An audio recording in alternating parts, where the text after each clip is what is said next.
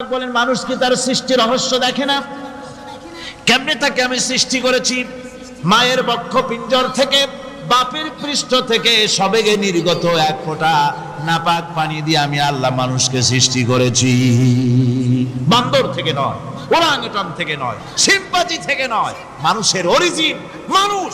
আদম থেকে তোমরা জন্মগ্রহণ করেছো, আদম এসেছে মাটি থেকে, তোমরা এসেছো আদম থেকে। সুবহানাল্লাহি ওয়া বিহামদিহি। এটাই হলো মানব সৃষ্টির রহস্যের কথা আল্লাহ পাক বলে দিয়েছেন। অন্যত্র আল্লাহ বলেন ইন্না খালাকনাকুম মিন তুরাবিন সুম্মা মিন নুতফাতিন সুম্মা মিন আলাকাতিন সুম্মা মিন মুদগা। নিষ্প্রাণ মাটি থেকে তোমার উৎপত্তি হয়েছে, আর এই নিষ্প্রাণ মাটি দিয়ে তোমাকে তৈরি করা হয়েছে। এগুলি মাতৃগর্ভের ভিতরে গিয়া নাপাক পানি ফোঁটা জমাট রক্ত হয়েছে, গোশত হয়েছে, তারপরে মানুষের আকৃতি দিয়েছি, আর এরপরে বাচ্চার আকারে মায়ের পেট থেকে আমি আল্লাহ মানুষ করে তোমাকে বের করেছি। সুতরাং মানব সৃষ্টি রহস্যের কথা বিজ্ঞানের সাথে যেটা সাংঘর্ষিক হবে কোরআনের সাথে, আমরা সেটা মানতে পারি না। আমাদেরকে মানতে হবে মূল জ্ঞানের কিতাবটা। মূল জ্ঞানের কিতাব কোনটা? জোরে কম তো কোনটা? এখানে সব কথা আল্লামাল কোরআন। কোরআন শিখিয়ে মানুষকে আল্লাহ পাক সবচাইতে বড় দয়া করেছেন, এর থেকে বড় দয়ার হয় না। কোরআন শিখিয়েছেন আমাদের, যার মধ্যে সমস্ত তথ্যের কথা আল্লাহ পাক বলেছেন। The universe and doctor Einstein বইয়ের ভিতরে লেখা হয়েছে যে একদিন এমন হবে যখন ধীরে ধীরে সূর্য তার আলো হারিয়ে ফেলবে, চন্দ্র নিষ্প্রভ হয়ে যাবে, আর পৃথিবী আস্তে আস্তে তার গতি হারিয়ে ফেলবে। একথা আজকের বিজ্ঞানীরা অথবা আজ থেকে কয়েক বছর আগের বিজ্ঞানীরা একথা বলছেন। কিন্তু রাসূল করিম সাল্লাল্লাহু আলাইহি ওয়াসাল্লামের মুখ থেকে আজ থেকে 1400 বছর আগে, যিনি বিজ্ঞানাগারে মোটেও পড়াশোনা করেননি, লিখতে জানেন না, পড়তে জানেন না, সই করতে জানেন না, বিজ্ঞান আসছে কথা বলছে, সেই কথা 1400 বছর 1500 বছর আগে রাসূল করিমের মুখ থেকে আল্লাহ পাক বলছেন। কোরআনে কারীম বলছে ইয়াসআলু আইয়ানা ইয়াউমুল কিয়ামা ফাইদা বারিকাল বাসারু ওয়া খাসাফাল কামারু ওয়া জুমিআশ শামসু ওয়াল কামার। হে রাসূল, রাসূলের কাছে জিজ্ঞাসা করে কিয়ামত কবে হবে? আল্লাহ পাক বলেন বলে দিন যেদিন চন্দ্র তার আলো হারিয়ে ফেলবে, যেদিন সূর্য তার আলো হারিয়ে ফেলবে, আর চন্দ্র আর সূর্য সব একাকার হয়ে যাবে। যারা বলছে চাঁদে আলো থাকবে না, সূর্য আগের থেকে তার উত্তাপ এবং আলো স্তমিত হতেছে, এবং হতে হতে এমন এক পর্যায়ে আসবে যখন সূর্য আলো হারিয়ে ফেলবে। বিজ্ঞানীরা গত 4-5 বছর আগে এ বক্তব্য রেখেছেন, কিন্তু 1400 বছর আগে বিজ্ঞানের লালনাগারে লেখাপড়া না করে হুজুরের মুখ থেকে আল্লাহ কথা বলে দিয়েছেন। তাহলে বিজ্ঞানের আসল কিতাব কোনটা? জোরে বলেন কোনটা? আল্লাহ পাক আরো বলেন ইজা শামসু কুবিরাত ওয়া ইযান নুজুমু কাদারাত ওয়া ইযাল জিবালু সুয়্যিরাত। তারকাগুলি, সূর্যের আলো থাকবে না, নক্ষত্রগুলো স্থানচ্যুত হয়ে যাবে, কক্ষচ্যুত হয়ে যাবে, পাহাড়গুলিকে পরিচালিত করে দেওয়া হবে, কিছুই থাকবে না, সব শেষ হয়ে যাবে। বিজ্ঞানীরা আজ বলতেছে যে সব শেষ হয়ে যাবে, কিছুই থাকবে না, সব শেষ হবে। বিজ্ঞানীরা বলতেছেন, কোরআন অনেক আগে বলেছে কুল্লু মান আলাইহা ফান ওয়া ইয়াবকা ওয়াজহু রাব্বিকা যুল জালালি ওয়াল ইকরাম।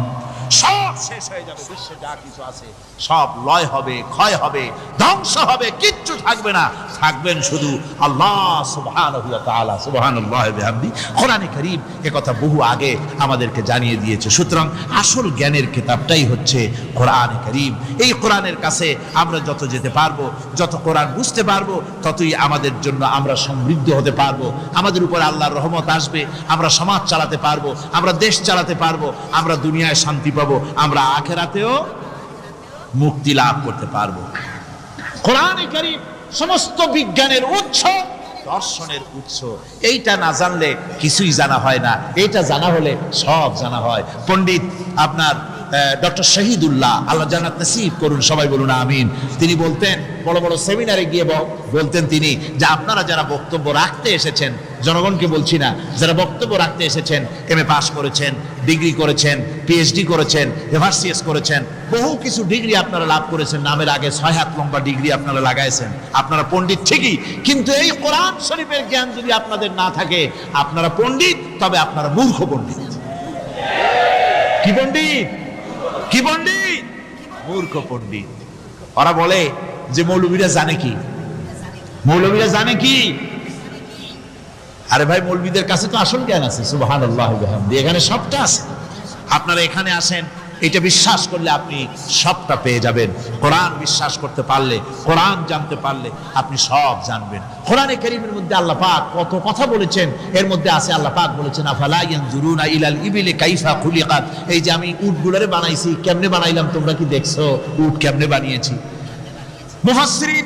মুফাসসিরিনে কেরাম এর উপরে অনেক আলোচনা করেছেন।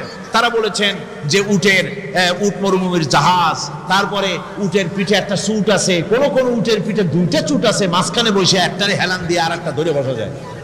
আমি দেখছি 2টা চুটওয়ালা উট, আফ্রিকান উট আমি দেখেছি, যে চুট সুবহানাল্লাহ, দেখলে অবাক হয়ে যেতে হয় যে আল্লাহর কি কুদরত। উটের পৃষ্ঠে 2টা চুট, মাঝখানে আপনি বসবেন, পিছনেরটা একটা সোফা সেটের মতো, পিছনে হেলান দিলেন, আর সামনে যখন সে মরাল সম চড়াই উত্তরাই পথ দিয়ে নামা ওঠা করবে, তখন আপনি যেন পড়ে না যান, সেজন্য সামনেরটা বুকের সাথে জড়ায় ধরবেন। এরপরে কি সৃষ্টি আল্লাহর, সুবহানাল্লাহ বিহামদিহি। জিরাফগুলি দেখুন, জিরাফগুলি তার মাথা কত বড় উঁচা। লন্ডন জুতে জিরাফ দেখলাম, সে জিরাফের দেহ থেকে তার মাথাটা 22 ফিট উঁচা। মানে তাই সে যদি নিচে দাঁড়ায়, 3 তলা বিল্ডিং এর ছাদের উপরে নাস্তা দিলে তো নিচে দাঁড়ায় খাইতে পারে, এই অবস্থা। সেই জিরাফে পানি খাবে কেমনে? মাথা হলো অত উঁচায়, পিছনের ঠ্যাং 2টা খাটো, সামনের ঠ্যাং 2টো উঁচা, এখন পানি খাবে কেমনে? ওই মাথা নামাইতে গেলে ঠ্যাং তো অনেক উঁচা। আল্লাহ পাক এমন সুন্দর ব্যবস্থা করলেন, সামনের 2টা ঠ্যাং এভাবে সরায় দেওয়ার মতো। ও যখনই পানি খায় দেখলাম 2টা ঠ্যাং অনেক ছেড়ায় দেয়, 2 দিকে ঠ্যাং চলে যায়, তখন মাথাটা সহজে নিচে নামায় আসে, পানি খাইতে পারে। এই সুযোগগুলি আল্লাহ সুবহানাহু ওয়া তাআলা তিনি করে দিয়েছেন। ওমা কুন্না আনিল খালকি গাফিলিন, আমি আমার সৃষ্টি জগৎ সম্পর্কে অমনোযোগী নহি। সুবহানাল্লাহ। ভল্লুকগুলি কি বিরাট বিরাট একটা ভল্লুক, শ্বেত ভল্লুক দেখেছি, কৃষ্ণ ভল্লুক দেখেছি, হাঁটতেছে মনে হয় যেন পায়ের তলায় হাফসুল করা, ঠিক জুতা পায়ের তলাটা যেমন দেখা যায় ওই রকমের তলাটা, গায়ে একেবারে পশম। লোক ওই বরফের দেশে থাকতো, সে শীত কষ্ট না পায়, সেই জন্য আল্লাহ একটা কম্বল ওর গায়ে জড়ায় দিয়েছে, অটোমেটিক কম্বল। সুবহানাল্লাহ বিহামদিহি। তো উট, আল্লাহ বলছেন উট কেমনে বানাইছি দেখছো? আফালা ইয়ানজুরুনা ইলাল ইবিলি কাইফা খুলিকাত, উট বানালাম কেমনে দেখেছিস?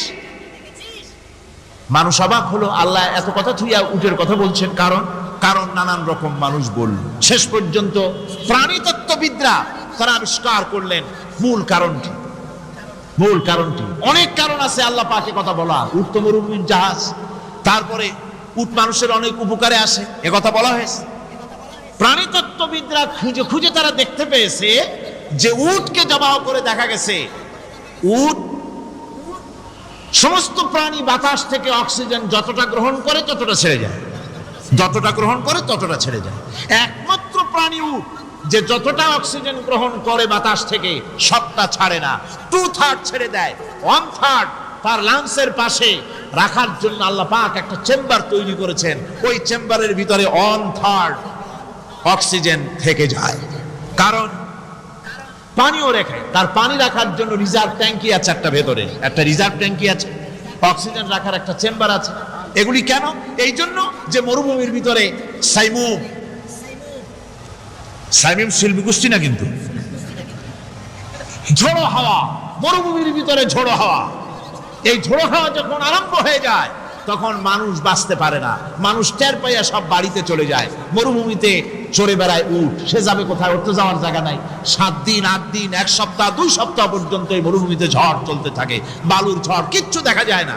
ওখানে দেখছিলেন বালুর পাহাড়, কালকে আজকে দেখবেন বালুর পাহাড় এখানে চলে আসছে, এইভাবে পাহাড় তৈরি হয়ে যায়, বালি উড়ায় নিয়ে যায় বাতাসে। এই বাতাসের ভিতরে বালু উঠতে থাকে সমানে, মানুষ প্রাণী কিছুই সেখানে শ্বাস করতে পারে না, বাঁচতে পারে না। উটের মতো প্রাণী যে মরুভূমিতে থাকে ও বাঁচবে কি করে? আল্লাহ সুবহানাহু ওয়া তাআলা ওর লাংসের পাশে অক্সিজেন রাখার চেম্বার করে পানির ট্যাঙ্কি তৈরি করে দিয়ে রেখে এমন কায়দা করেছেন, ও যখনই টের পায় যে ঝড় শুরু হবে, সাথে সাথে ঠ্যাং দিয়া মুখ দিয়া গর্ত করে বালুর ভিতরে মাথা ঢুকাইয়া 1 সপ্তাহ 2 সপ্তাহ থাকতে পারবে মাটির তলে, অক্সিজেনের অভাব হবে না। আফালা ইয়ানজুরুনা ইলাল ইবিলি কাইফা খুলিকাত, দেখো নাকি কিভাবে সৃষ্টি করেছি আমি এই সুন্দর উটকে, একবার দেখো। আর শুকরিয়া তোমার মাথা নত হবে। যত বড় কমিউনিস্ট হও, আল্লাহর জন্য সেজদা দিতে বাধ্য হবে যদি তোমার ঈমান এতটুকুনো থাকে। আল্লাহুম্মা আমিন। ربنا ظلمنا أنفسنا وإن لم تغفر لنا وترحمنا لنكونن من الخاسرين ربنا لا تزغ قلوبنا بعد إذ هديتنا وهب لنا من لدنك رحمة إنك أنت الوهاب ربنا العالمين হাজার হাজার মুসলমান নরনারী দীর্ঘক্ষণ ধরে তোমার কোরআনের কথা শুনেছি, মেহেরবানি করে সওয়াবটুকু রাসূল করিম সাল্লাল্লাহু আলাইহি সাল্লামের রূহ মুবারকে পৌঁছে দাও। তাম পৃথিবীর মাটির নিচে যত মুমিন মুমিনাত শুয়ে আছে, আল্লাহ তুমি মেহেরবানি করে কবরগুলিকে জান্নাতের টুকরায় পরিণত করে দাও। আমাদের মা বাপ যাদের দুনিয়া থেকে বিদায় হয়ে গেছে, আল্লাহ দয়া করে তাদেরকে জান্নাতবাসী করে নিও।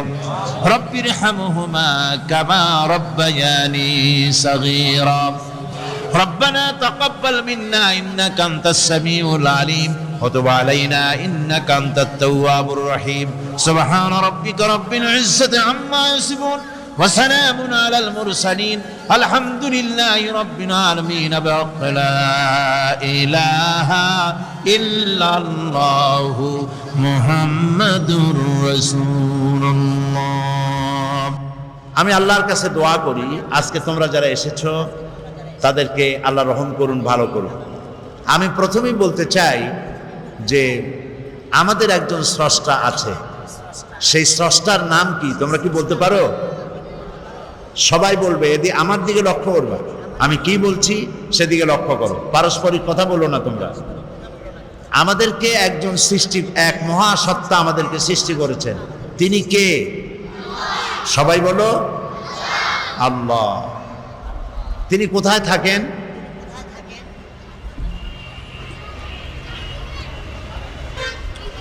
এক ছেলে বলছে এখানে দাঁড়িয়ে যে চারদিকে থাকে, আর একজনে বলছে সবখানে। তো এটার কোনোটাই ঠিক না, চারদিকেও না সবখানেও না। হ্যাঁ, কোথার উপরে? ও, এই ছোট ছোট কয়েকটা মেয়ে জবাব দিয়েছে আরশের উপরে, এইটাই ঠিক হয়েছে। আলহামদুলিল্লাহ বলো, সবাই বলো আলহামদুলিল্লাহ। আল্লাহ তাআলা যদি সবখানে থাকতে যান, এই কথা বলা ঠিক হবে না যে সবখানে তিনি থাকেন। সবখান বলতে, সব জায়গা বলতে, তার মধ্যে তো আমাদের ঘর আছে, আমাদের টয়লেট আছে, বাথরুম আছে, আছে না? এগুলি আরো কত খারাপ জায়গা আছে না? বলো আছে না? তাহলে আল্লাহ সব জায়গায় যদি থাকেন এ কথা বলা হয়, তাহলে এই কথাটি সঠিক নয়। আল্লাহ কোথায় আছেন এটা আল্লাহ নিজেই কোরআন শরীফে বলেছেন। আল্লাহ বলেছেন আর রহমানু আলাল আরশি ইস্তাওয়া, রহমান কোথায় আছেন? আল্লাহ কোথায় আছেন? আরশের উপরে। বলো সবাই কোথায় আছেন? আরশের উপরে। আল্লাহ এক না তার থেকে বেশি? আল্লাহ এক। বলো আল্লাহ এক। বেশি নয় কেন? বেশি হলে ক্ষতি কি? একটা স্কুলে কয়জন হেডমাস্টার হয়? একজন। একটা কলেজের কয়জন প্রিন্সিপাল? একটা বিশ্ববিদ্যালয়ের কয়জন ভাইস চ্যান্সেলর? একটা দেশের কয়জন প্রেসিডেন্ট? কয়জন প্রধানমন্ত্রী? যদি বেশি থাকে তাহলে ক্ষতি কি? হ্যাঁ, দেখছো দাঁড়ায় আর দেখাচ্ছে সংঘর্ষ হয়।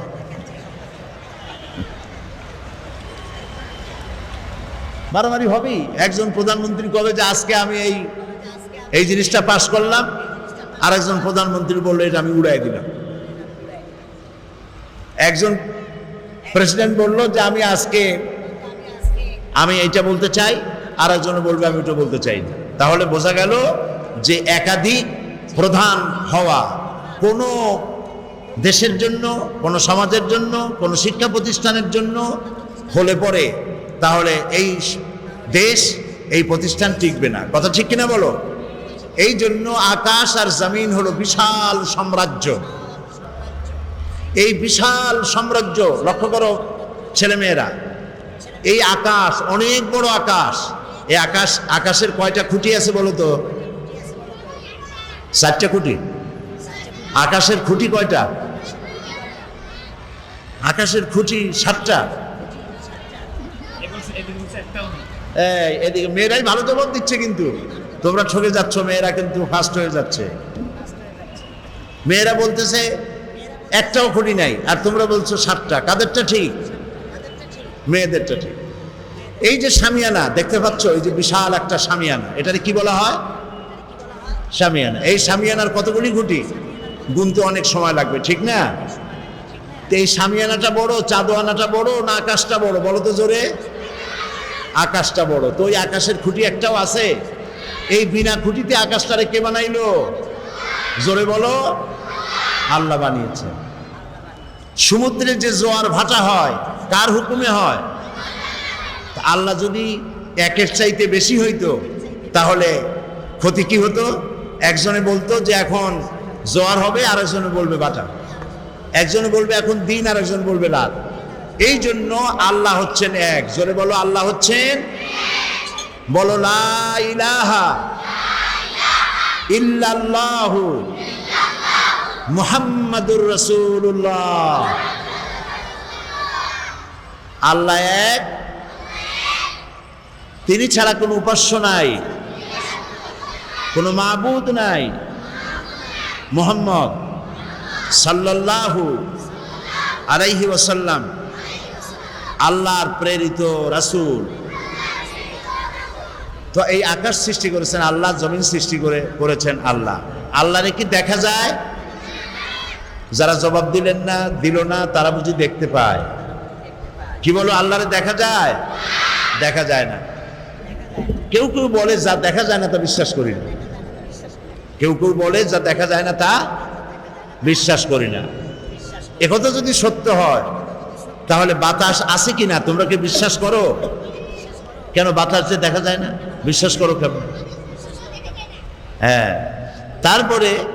তারপরে ফুল দেখা যায়, ফুলের গন্ধ কি দেখা যায়?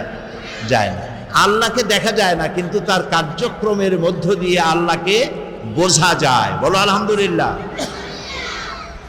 গাভী, তোমরা কি দুধ খাইছো? দুধ কিসের দুধ খাইছো? গরুর দুধ। মায়ের দুধ খাইছো তো মনে নাই? মনে আছে? আচ্ছা, গরুর যে দুধ দেয়, গরুতে কি খায়? ঘাস খায়। ঘাসের রং কি? সবুজ। দুধের রং কি? ঘাস খাইলো সবুজ, দুধ হইল সাদা। কে বানালো? সুবহানাল্লাহ বলবে না? এখন দেখো, দুধ যেখান থেকে বের হয় তার পাশের থেকেও আবার পেশাব বের হয়, আবার তার পাশের থেকে পায়খানা বের হয়, ঠিক না?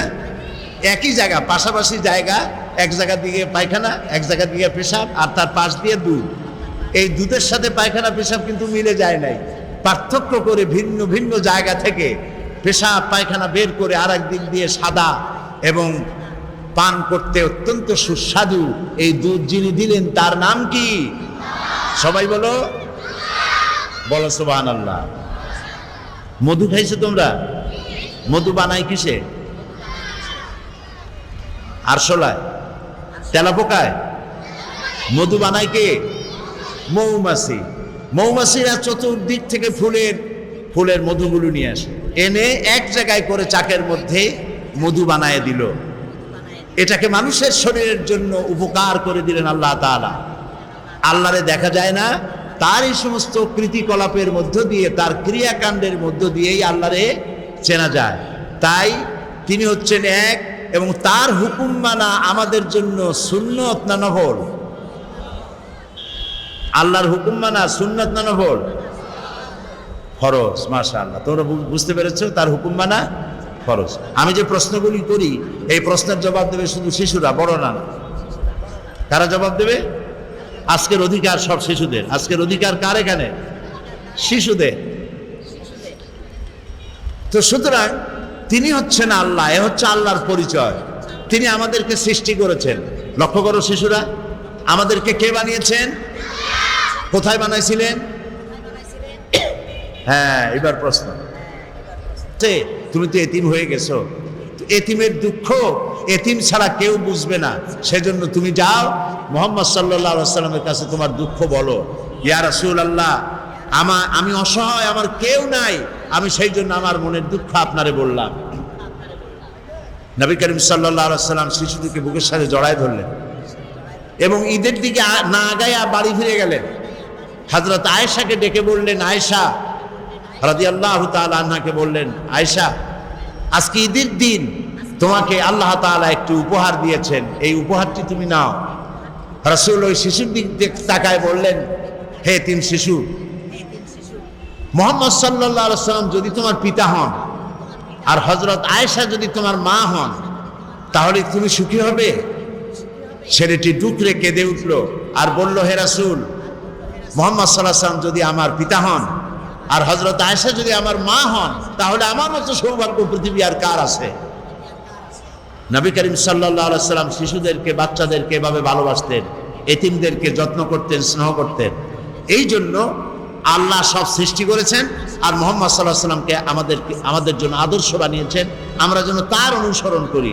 তাহলে রাসূলের অনুসরণ করতে গেলে আজকের থেকে শিশুরা শপথ নাও, আমরা মিথ্যা কথা আর বলবো না। বলো, আমরা মিথ্যা কথা, বলো সবাই, মিথ্যা কথা আর বলবো না, দুষ্টামি করব না, মানুষকে কষ্ট দেব না, কারো বড়ই গাছের বড়ই চুরি করে খাবো না।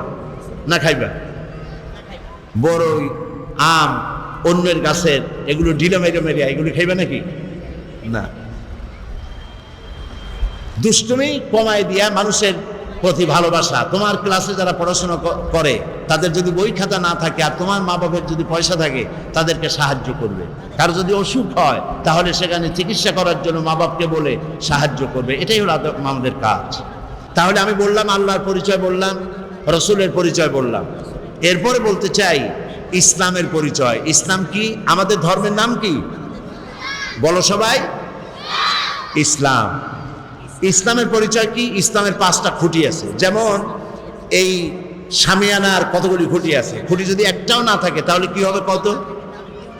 হ্যাঁ, পড়ে যাবে, তাই না? সবগুলি পড়ে যাবে। তাহলে খুঁটি দরকার আছে নাকি? একটা তাবু টানাতে কয়টা খুঁটি লাগে? তাবু না, 5টা খুঁটি লাগে। একটা তাবু টানাইতে 5টা খুঁটি লাগে। এখন 5টা খুঁটির একটা যদি কম হয় তাহলে তাবিটা কি সঠিকভাবে টানানো যাবে? হয় কোনা পড়ে যাবে, না হয় মাঝখানটা পড়ে যাবে, ঠিক না? তো ইসলামের জন্য আল্লাহ তাআলা 5টা খুঁটি বানাইছেন। ইসলামের খুঁটি কয়টা? 5টা। কি কি বলো তো?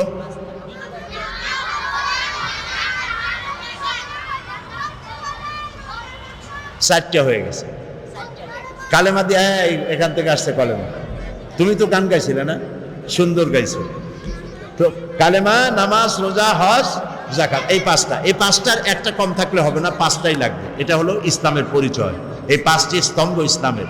ইসলাম হলো একটি আদর্শের নাম, যে আদর্শ অনুযায়ী আমাদের চলতে হবে এবং সেই আদর্শ অনুযায়ী কিভাবে চলতে হবে তাই কোরআন শরীফে বলা আছে। এটার নাম কি? বলো, এটার নাম কি? এই কোরআন শরীফে যা লেখা আছে কথাগুলি কার? সবাই বলো। এতে কোনো সন্দেহ আছে? বলো সুবহানাল্লাহ। এতে কোনো সন্দেহ নাই যে সবগুলি কথা আল্লাহ। এই কোরআনের মধ্যে আল্লাহ তাআলা সব বলেছেন। আমরা কি খাবো, কি খাবো না, আমরা কি সব খাইতে পারি? বলো, সব খাইতে পারি? আমরা গরু খাইতে পারি, কিন্তু আর একটা পশু খাইতে পারি না। ওইটার নাম কি? ও, তাও তো তোমরা জানো। গরু, ছাগল, মুরগি খাওয়া যাবে, শুয়োর খাওয়া যাবে না। কে হারাম করেছে? কোন জায়গায় বলেছে? কোরআন শরীফ বলেছে। আল্লাহ তাআলা পানি, দুধ, মিষ্টি, মধু সব লিকুইড খাওয়া জায়েজ করেছেন এগুলি, কিন্তু মদ এবং শরাব এগুলি খাওয়া নিষেধ করেছেন। কোথায় আছে?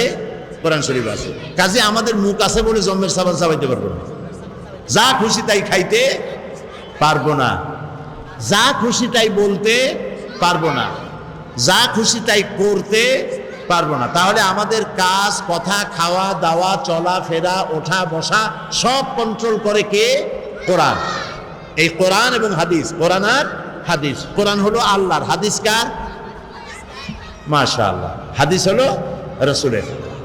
তো কোরআন এবং হাদিস মেনে আমাদের চলতে হবে। তাহলে কি হবে? একটা আমাদের জন্য একটা পরকাল আছে, একটা কি কাল আছে বলো? কাল কয়টা? জগৎ কয়টা? দুইটা, একটা হলো ইহজগৎ আর একটা পরজগৎ। আমাদের সকলকে পরজগতে উঠতে হবে, সেটার নাম কিয়ামত, সেটার নাম আখেরাত। ওই আখেরাতে আমাদের এই জীবনের সব কিছুর জবাব দিতে হবে আল্লাহর দরবারে। এ কথা মনে থাকবে তোমাদের? এই জন্য আখেরাত সম্পর্কে জ্ঞান অর্জন করতে হবে, আর নামাজ রোজা করতে হবে আল্লাহর হুকুম মেনে। এই বয়সেই, যদিও তোমাদের উপরে নামাজ ফরজ হয় নাই, কিন্তু নামাজ পড়ায় তোমরা অভ্যস্ত হবে। তোমার মা বাপ যখন উজু করে নামাজ পড়ে, তুমিও উজু করে নামাজ কেমনে পড়ে তা শিখবে, এবং রোজা রাখার মতো বয়স একটু হলেই রোজা রাখা আরম্ভ করবে। মা বাবা, শিক্ষক সহ বড়দের কথা শুনবে, বড়দের সাথে বেয়াদবি করবে না। আর দুষ্টুমি পরিহার করতে হবে, সকল রকমের দুষ্টুমি বন্ধ করতে হবে। দুষ্ট ছেলেকে মানুষ কি ভালোবাসে?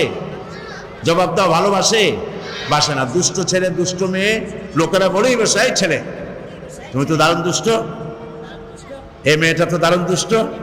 এই কথা বললে কি ভালো লাগে? খারাপ লাগে না ভালো লাগে? সেই জন্য যাতে তোমাকে তোমার মা বাপ এবং তোমার আত্মীয় স্বজন যাতে বলে ছেলেটা খুব ভালো, মেয়েটা খুব ভালো, সেইভাবে তোমরা দুষ্টমি পরিহার করে নিজেদেরকে তৈরি করবে। এখানে নবী করিম সাল্লাল্লাহু আলাইহি সাল্লাম বলেছেন, আল মারউ মা'a মান আহাব্বা, প্রত্যেকেই যে যাকে ভালোবাসে তার সাথে তার হাসর হবে। তুমি যদি দুষ্ট ছেলের সাথে ভালোবাসা করো, বন্ধুত্ব করো, ওর সাথে তোমার হাসর হবে। কোনো অমুসলিমদের সাথে যদি তুমি, তোমার চালচলন যদি তাদের মতো হয়, তো ওদের সাথে তোমার হাসর হবে। এই জন্য বন্ধু নির্বাচনে ভুল করবা না, ভালো ভালো বন্ধু বানাবে। মেয়েরা বন্ধু বানাবে, মেয়েরা শোনো, তোমরা বন্ধু বানাবে ওই সব মেয়েদেরকে যারা স্কার্ফ পরে তোমার মতো, তোমাদের মতো ভালো জামা কাপড় পরে, হাত পাও ঢেকে ঢুকে চলে, ওদের সাথে বন্ধুত্ব করবে। যেসব মেয়েরা মাথার চুল ফালায় দিয়া তারপরে এই ছেলেদের সাথে মিশে বেড়ায়, যাদেরকে অন্যান্য লোকেরা খারাপ বলে, এইসব মেয়েদের সাথে বন্ধুত্ব করবে না, তাদেরকে ভালো পথে ডাকতে চেষ্টা করবে। আর ছেলেরাও যেগুলি মাস্তান, দুষ্টামি করে, বদমাশি করে, ওদের সাথে মিশবে না। নবী করিম সাল্লাল্লাহু আলাইহি সাল্লাম বলেছেন, আল মুসলিমু মান সালিমা আল মুসলিমুন মিন লিসানিহি ওয়া ইয়াদি। বুখারী মুসলিমের হাদিস। রাসূলুল্লাহ বলেছেন, মুসলমান হলো সেই ব্যক্তি, আমরা কি বলো তো? মুসলমান বলো, আমরা কি? ভালো মুসলমান সেই যে যার হাতগুলি ভালো কাজ করে, যার হাতের হাত দিয়ে অন্য মুসলমান নিরাপদ থাকে, যার মুখ দিয়া অন্য মানুষ নিরাপদ থাকে, সেই হলো ভালো মুসলমান। এই জন্য ভালো আচরণ করতে হবে সব সময়। রাসূলুল্লাহ আরো বলেছেন, ইত্তাকিল্লাহ হাইসুমা কুন্ত, তুমি যেখানে যখন থাকো আল্লাহরে ভয় করো। মিথ্যে কথা বলবো না, আল্লাহরে ভয় করে। দুষ্টমি করবো না, আল্লাহরে ভয় করে। আল্লাহর ভয় মনের মধ্যে রাখতে হবে সব জায়গায়। আর বলতে, আর রাসূলুল্লাহ বলেছেন, আফশুস সালাম তাদখুলুল জান্নাতা বিসসালাম। রাসূলুল্লাহ বলেছেন, মানুষকে সালাম দাও, মুসলমানদেরকে একজন আরেকজনের সাথে সালাম দাও। তোমরা কি সালাম বলো? বলো। মেয়েরা মেয়েদেরকে সালাম দিবে, ছেলেরা ছেলেদেরকে সালাম দিবে, পরস্পর পরস্পরকে সালাম দিবে। সালাম বলবে কি বলে? আসসালাম বলো, আসসালামু আলাইকুম ওয়া রাহমাতুল্লাহ। প্রত্যেক শব্দে 10 করে নেকি। প্রত্যেক শব্দে কয়টা নেকি? 10টা করে নেকি। কে দেবেন? আল্লাহ তাআলা দিবেন। দেখো ইসলামের কায়দাটা দেখো, ইসলাম কিন্তু সব থেকে ভালো। সব থেকে ভালো কোনটা? ইসলাম। অন্য ধর্মে কি বলে? অন্য ধর্মে একজনের সাথে আরেকজনের সাথে যদি দেখা হয় তাহলে বলে কি? গুড মর্নিং, গুড নাইট, তারপরে বলে শুভ সন্ধ্যা, শুভ সকাল। এটার সাথে কিন্তু বাস্তবতার মিল নাই। মনে করো রাতের বেলায় খুব তুফান শুরু হয়েছে। তুফান বোঝো তো? কি? ঝড়। তুফান মানে ঝড়। তুফান শুরু হলো, গাছপালা ভাঙতেছে, বাড়িঘর ভাঙতেছে। এই সময় যদি কেউ এসে তোমার সামনে বলে গুড নাইট, থাপড়াইতে ইচ্ছা করবে না যে আজকের এটা তো ব্যাড নাইট? বাড়িঘর ভাঙতেছে, গরু মরতেছে, মানুষ মরতেছে, আর তোমরা কও গুড নাইট। আবার মনে করো সকালবেলায় কারো বাবা মারা গেছে, শুনতেছো কথা? সকালবেলায় কারো বাবা মারা গেছে অথবা মা মারা গেছে, লোকটা কাঁদতেছে। ওই সময় এসে যদি কেউ বলে গুড মর্নিং, থাপড়ায় নাক উড়াই দিতে ইচ্ছা করবে না? তুমি বেটা, আমার জীবনে এই ধরনের ব্যাড মর্নিং জীবনেই আসে নাই, আমার কাছে বাপ মরে আর তুমি কও গুড মর্নিং। তাহলে পৃথিবীর অন্যান্য মানুষেরা যেভাবে বলে, এগুলোর মধ্যে কোনো সায়েন্টিফিক, যুক্তিসঙ্গত, বিজ্ঞানসম্মত কিছুই নাই। ইসলাম ঝড়ের মধ্যে হোক তুফানে হোক, মা মরলে হোক বাবা মরলে হোক, রাইতে হোক দিনে হোক, যখন দেখা হবে বলবে আসসালামু আলাইকুম ওয়া রাহমাতুল্লাহ, তোমার উপর আল্লাহর রহমত নাজিল হোক, শান্তি হোক। এটা খারাপ না ভালো? আজকের থেকে যখনই ঘরে যাবা মায়ের সাথে দেখা হবে বলবে আসসালামু আলাইকুম, মনে থাকবে? কথা না করলে তো বুঝি না, মনে থাকবে? বাবার সাথে দেখা হলে কি বলবা? শিক্ষকের সাথে দেখা হবে কি বলবা? মাশাআল্লাহ। তারপরে হ্যান্ডশেক করবা, মুসাফা। এটা কি? মুসাফা। এই মুসাফা করার সময় অনেকে হাত ধরিয়া এরকম ঝাঁকাঝাঁকি করতে থাকে, তাদের ধারণা যত ঝাঁকি তত নেকি। এটা কিন্তু ঠিক না, ঝাঁকাঝাঁকি করা যাবে না। হাত দিয়ে ধরবা শুধু আর বলবা ইয়াগফিরুল্লাহু লি ওয়া লাকুম, আল্লাহ আমারও মাফ করুক তোমারেও, সুবহানাল্লাহ। এটি হলো ইসলামের আদর্শ, ইসলামের চরিত্র। সেই জন্য একজন আরেকজনকে দেখা হবে তোমরা সালাম দিবে। আর রাসূলুল্লাহ বলেছেন লা তাকুলু বিশিমাল ফাইন্না শাইতানা ইয়াকুলু বিশিমাল। রাসূলুল্লাহ বলেছেন বাম হাতে খাইও না, কারণ বাম হাতে খায় কে? এই দুই তিন জনে কইল শয়তান, জোরে কও না সবাইকে। শয়তানে খায় বাম হাতে। কাজেই তোমরা কার অনুসরণ করবে, শয়তানের না আল্লাহ রসুলের? আল্লাহ রসুল বলছেন কি বাম হাতে খাওয়া যাবে না। যারে বাম খাইতে দেখো অনেকে আছে বাম হাতে চা নিয়ে চা খায় বাম হাত দিয়ে, আছেন এরকম? এরকম বাম হাতে চা খাওয়া যাবে না, কোনো জিনিসই বাম হাতে খাওয়া যাবে না। তুমি যা কিছু ধরবা, কারো কাছ থেকে নিতে যাইবা আর খেতে যাইবে, সব ব্যাপারে ডান হাত আগে যাবে। কোন হাত আগে যাবে? মনে থাকবে? এই কাজগুলি যদি করো তাহলে তোমরা সঠিক মুসলমান হতে পারবে, মা বাপের অনুগত হতে পারবে, এখানেও শান্তি পাবে, পরজগতেও শান্তি পাবে। আমি তোমাদেরকে আমার অন্তরের অন্তঃস্থল থেকে মোবারকবাদ জানাই। এখন বলবো, তোমরা যে বলছিলে যে আমাদের ব্যাপারে কোনো বই আছে কিনা, তোমাদের ব্যাপারে ছোট ছোট অনেক সুন্দর সুন্দর বই আছে, আমাদের দেশে পড়ানো হয়। অতে অজগর, আতে আম, কতে কি, কতে কুকুরুতুকু, আর খতে খগেন, এরকমের বিভিন্ন কথা পড়ানো হয়। কিন্তু যদি বলা হয় মুসলমানকে যে অতে অজু করো, আতে কি আল্লাহর নাম করো, তো এইভাবে করে প্রত্যেকটা অক্ষর পড়ে পড়ে যদি ইসলামের সাথে সম্পৃক্ত হয়, বাচ্চা অবস্থা থেকে বাচ্চারা এটা শিখবে, ঠিক না? সেই জন্য বাংলাদেশের একজন নাম করা কবি আসাদ বিন হাফিজ, একজন নাম করা ছড়াকার, তার লেখা অনেকগুলি বই আছে। এই বইগুলি প্রীতি প্রকাশন, এই বইগুলি ঢাকা থেকে এসেছে। যেমন সব তোমাদের জন্য মজার মজার ছড়া লেখা। একটি বই আছে আলোর পথে এসো, নতুন পৃথিবীর স্বপ্ন, আল্লাহ মহান, কারবালা কাহিনী, হরফ নিয়ে ছড়া। এই যেমন আছে অতে উজু করে পড়তে যাও, অভাবীকে অন্ন দাও, আতে আলেম ছড়ান দিনের আলো, আল্লাহ তাদের বাসেন ভালো। কি বলেন? খুব সুন্দর না? যাওয়ার সময় তোমরা এই ছোট ছোট বইগুলি ওইখান থেকে কিনে নিয়ে যেও, তাহলে ইসলাম সম্পর্কে তোমরা জানতে পারবে। কবি আসাদ বিন হাফিজের লেখা এরকম অনেক ছড়ার বই আছে, মজার মজার ছড়া। বাচ্চারা ছড়া খুব পছন্দ করে, তাই না? তা তোমরা ওখান থেকে যাওয়ার সময়, তোমরা যখন যাবে বইয়ের দোকানগুলি সব খোলা আছে, ওখান থেকে ছোট্ট ছোট্ট মজার মজার ছড়ার বইগুলি কিনে নিয়ে যাবে। ওখান থেকে বইগুলি কিনে এগুলি পড়বে, মুখস্থ করবে। আর ক্যাসেটে অনেকে গান শোনে, গান শোনার অভ্যাস অনেকের আছে। ওই সব গান শোনা উচিত যে সব গান আত্মার খোরাক যোগায়। এজন্য সাইমুম শিল্পী গোষ্ঠীর শিশুদের জন্য ছোট্ট ছোট্ট গান আছে, সেই গানগুলি তোমরা নিবে, নিজেদের জীবনকে সুন্দর করতে পারবে। তোমরা অনেক প্রশ্ন লিখে পাঠিয়েছো জবাব পাওয়ার জন্য। যতটা সম্ভব আমি তোমাদেরকে তোমাদের লিখিত প্রশ্নের জবাব দেব ইনশাআল্লাহ। এক ছোট্ট মেয়ে প্রশ্ন করেছে, নাম সাবরিনা সুলতান। তার প্রশ্ন হলো, ইসরায়েলি শিশু মারলে জাতিসংঘ ও বিশ্ব নেতৃবৃন্দ যেভাবে নিন্দা প্রতিবাদ জানায়, ফিলিস্তিনি শিশু মারলে সেইরূপ প্রতিবাদ জানায় না কেন? অথচ আমরা বইতে পড়েছি জাতিসংঘ নিরপেক্ষ। এই প্রশ্ন যে করেছে তাকে কে বলবে শিশু? সে তো প্রশ্ন করেছে জ্ঞানী ব্যক্তিদের মতো। এই প্রশ্নটি যে করেছে, মর্নিং শোজ দ্য ডে, সকালবেলাই প্রমাণ করে যে দিনটা কেমন যাবে। কাজে এই ছেলেটির জন্য আমরা দোয়া করি, এই সুন্দর প্রশ্ন করার জন্য। আল্লাহ তাকে অনেক বড় জ্ঞানী বানায় দিন, মেয়েটিকে।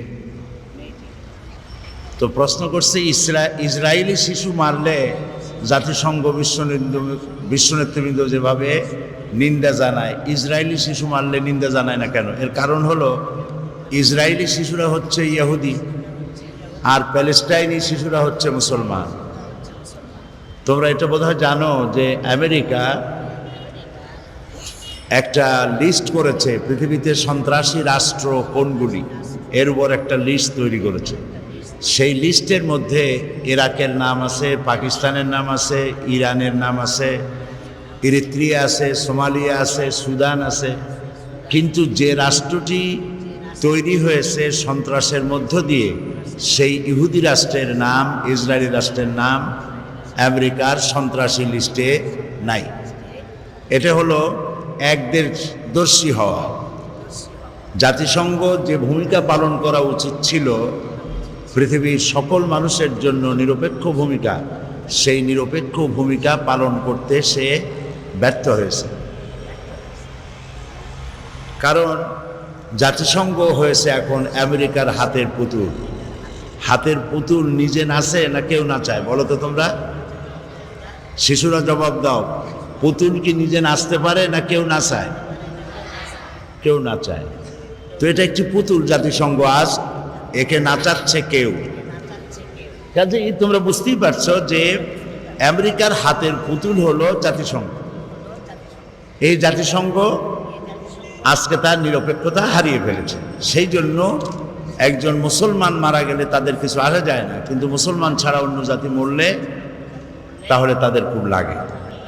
মোহাম্মদ রফিকুল ইসলাম, তার প্রশ্ন, কাইদি সাহেব, আপনি কি ছোটবেলায় আমাদের মতো দুষ্টামি করতেন? মাদ্রাসা পলায়ন করতেন? স্কুল পলায়ন করতেন? আমি চাই আপনার মতো সাইদি মুফাসসির হতে। কিভাবে হব একটু দয়া করে বলবেন কি? ছোটদের প্রশ্ন যেমন হওয়া উচিত, খুবই খারাপ। এভাবে যদি বাচ্চাদেরকে চোখ মোটা করে মসজিদে গেলে ধমক দেওয়া হয়, বাচ্চা মসজিদ থেকে মুখ মলিন করে বাড়ি ফিরে এসে মায়েরে বলে, মা, মসজিদে আর জীবনেও যাব না, ওইটা আমার জায়গা না।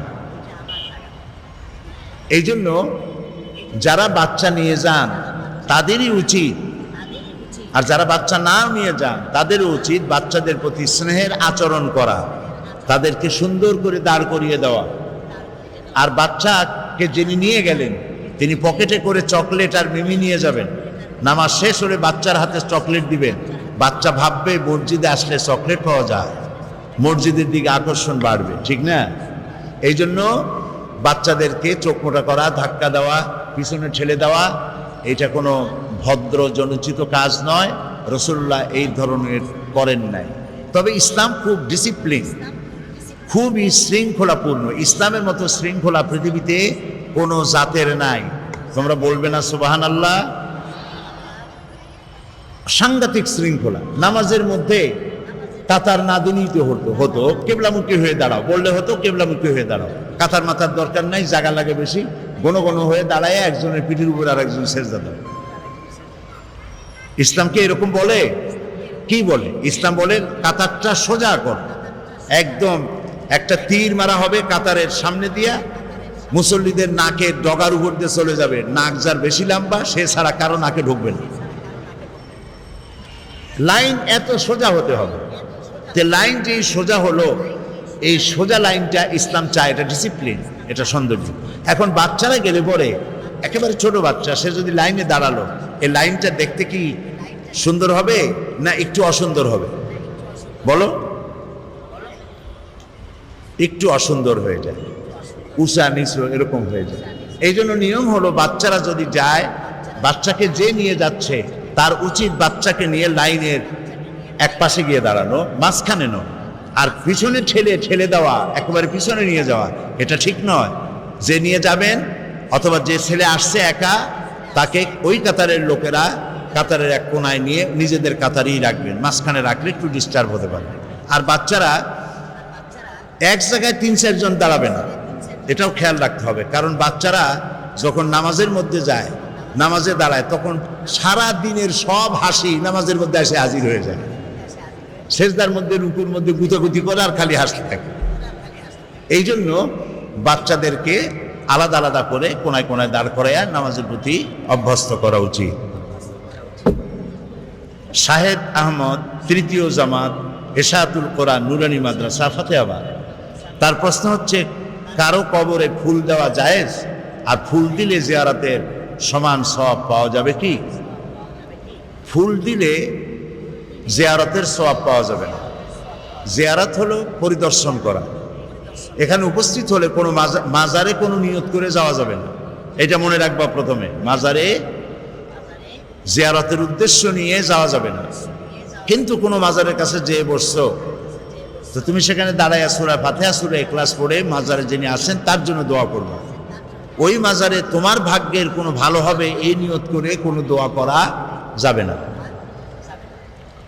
তারপরে ফুল দেওয়ার চাইতে, ফুল দিলে তো ফুল শুকায় যায়, ফুল দেওয়ার চাইতে একটি জীবন্ত গাছের ডাল যদি কবরে পুঁতে দেওয়া যায়, সেটাই বরং সওয়াব হবে বেশি। ওই গাছের পাতাগুলি যতক্ষণ বেঁচে থাকবে, যত জিকির করবে গাছের পাতা, কবরে যে শুয়ে আছে এই সওয়াব সে পাবে। উম্মে কুলসুম, থানা লোহাগড়া, 5ম শ্রেণী। তার প্রশ্ন, আপনি বলবেন কি এতিমদের সাথে কাজের মেয়ের সাথে কিভাবে আচার ব্যবহার করা উচিত? খুবই সুন্দর প্রশ্ন। কাজের মেয়েদের সাথে, কাজের ছেলেদের সাথে আমাদের বাড়ির সমূহে গৃহকর্তা, গৃহকর্ত্রী এবং ছেলেমেয়েরা ভালো ব্যবহার প্রায় করে না, খারাপ ব্যবহার করে। ভালো ব্যবহার করা উচিত। একথা মনে করা দরকার, আজকে তোমার বাড়িতে যে মেয়েটি থালা বাটি মাজে, জামা কাপড় ধুয়ে দেয়, এমনও তো হতে পারতো তুমিও, তোমার মা বাপ থাকতো না, তুমিও কারো বাড়িতে গিয়ে কারো থালা বাটি মাজতে। এটা কি অসম্ভব না আল্লাহর কাছে সম্ভব? বলো তোমরা। সম্ভব। সেই জন্য মনে করতে হবে যে এটা আমার ছোট ভাই বা ছোট বোন, এই মনে করে তাদেরকে যত্ন করতে হবে। তোমরা যেমন টিভির মধ্যে কার্টুন দেখো, ওরা তখন কাজ করে, কার্টুন ছবি দেখতেছো, অথবা টিভির মধ্যে ন্যাশনাল জিওগ্রাফি, বন্য প্রাণীর ছবি টবি দেখতেছো, তখন তোমার কাজের মেয়েটি সেও দেখতে চায়। তাকে ধমক না দিয়ে তাকেও কিছু সময় দেখানো উচিত এসব ভালো ভালো দৃশ্য। তোমরা যখন যা ভালো খাও, তাদেরকে তার থেকে ওরা খুব কষ্ট করে, তাদেরকেও খাইতে দেওয়া উচিত। তাদেরকে তোমরা যেমন ভালো জামা কাপড় পরো, তোমাদের পক্ষে যদ্দূর সম্ভব তাদেরকেও তেমন ছোট ছোট কাপড় চোপড় ভালো দেখে দেওয়া উচিত। এই জন্য ভালো আচরণ করতে আল্লাহ শিখিয়েছেন, আল্লাহ রসুল শিখিয়েছেন। কাজের ছেলে মেয়ে এবং এতিম বাচ্চাদের প্রতি যত্ন করতে হবে।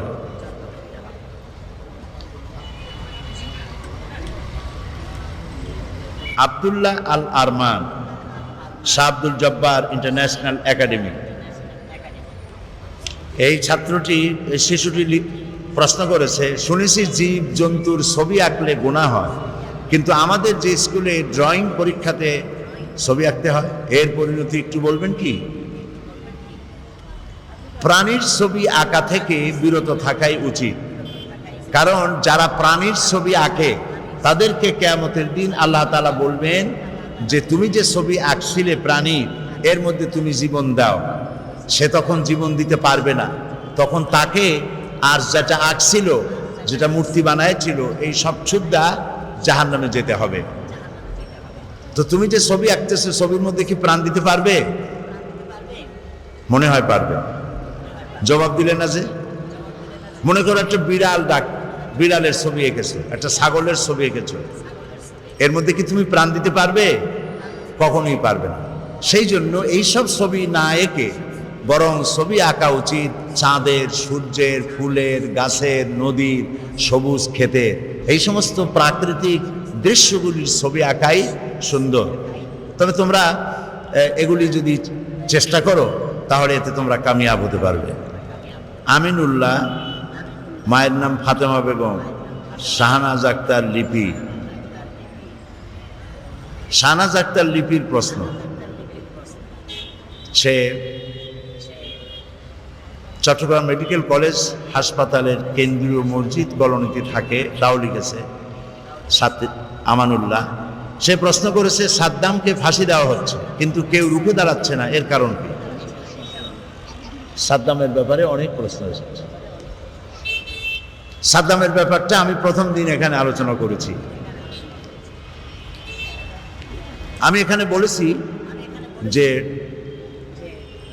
এখন তো মুসলিম রাষ্ট্রপ্রধানদের কথা বলা উচিত, তাদের বলা উচিত ছিল যে কেন বলতেছে না ওইটা আমি জানি না, বা জানলেও বলার দরকার নেই। এখানে মুসলিম রাষ্ট্রপ্রধানরা বলতে পারতেন যে তুমি, বুশেরে বলতে পারতেন যে তুমি এইখানে মারণাস্ত্র তালাশ করতে আসছিলা, তা তো তুমি পাও নাই। বুশ যা তালাশ করতে আসছিল তা কি পেয়েছে?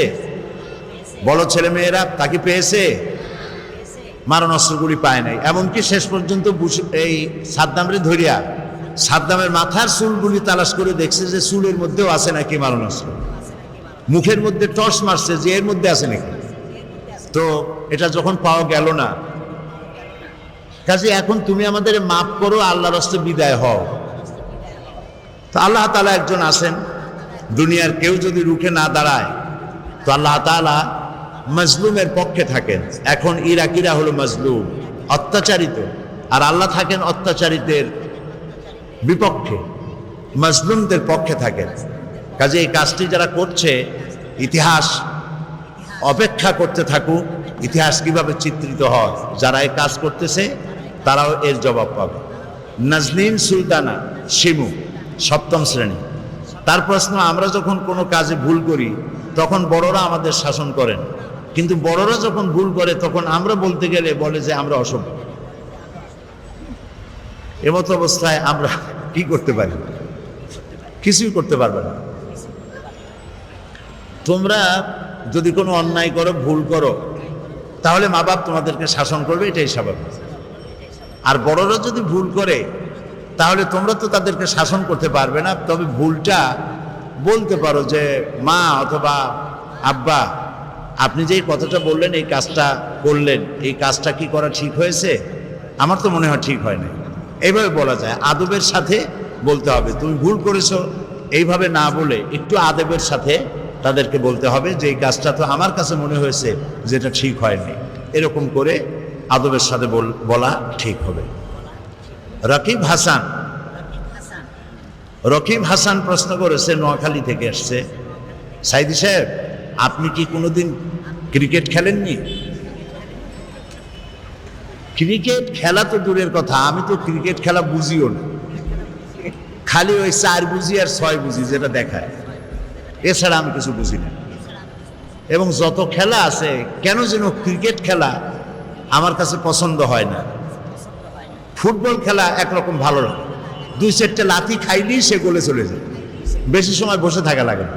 আর ক্রিকেট খেলার জন্য সারাদিন বসে থাকা লাগে, এক মহা সমস্যা। হিটলারের নাম শুনছো তোমরা? ওর একটা গল্প আমার মনে পড়বে। হিটলার একবার জার্মান থেকে কলন অথবা বন, ফ্রাঙ্কফুর্ট কোথাও যাচ্ছিলেন।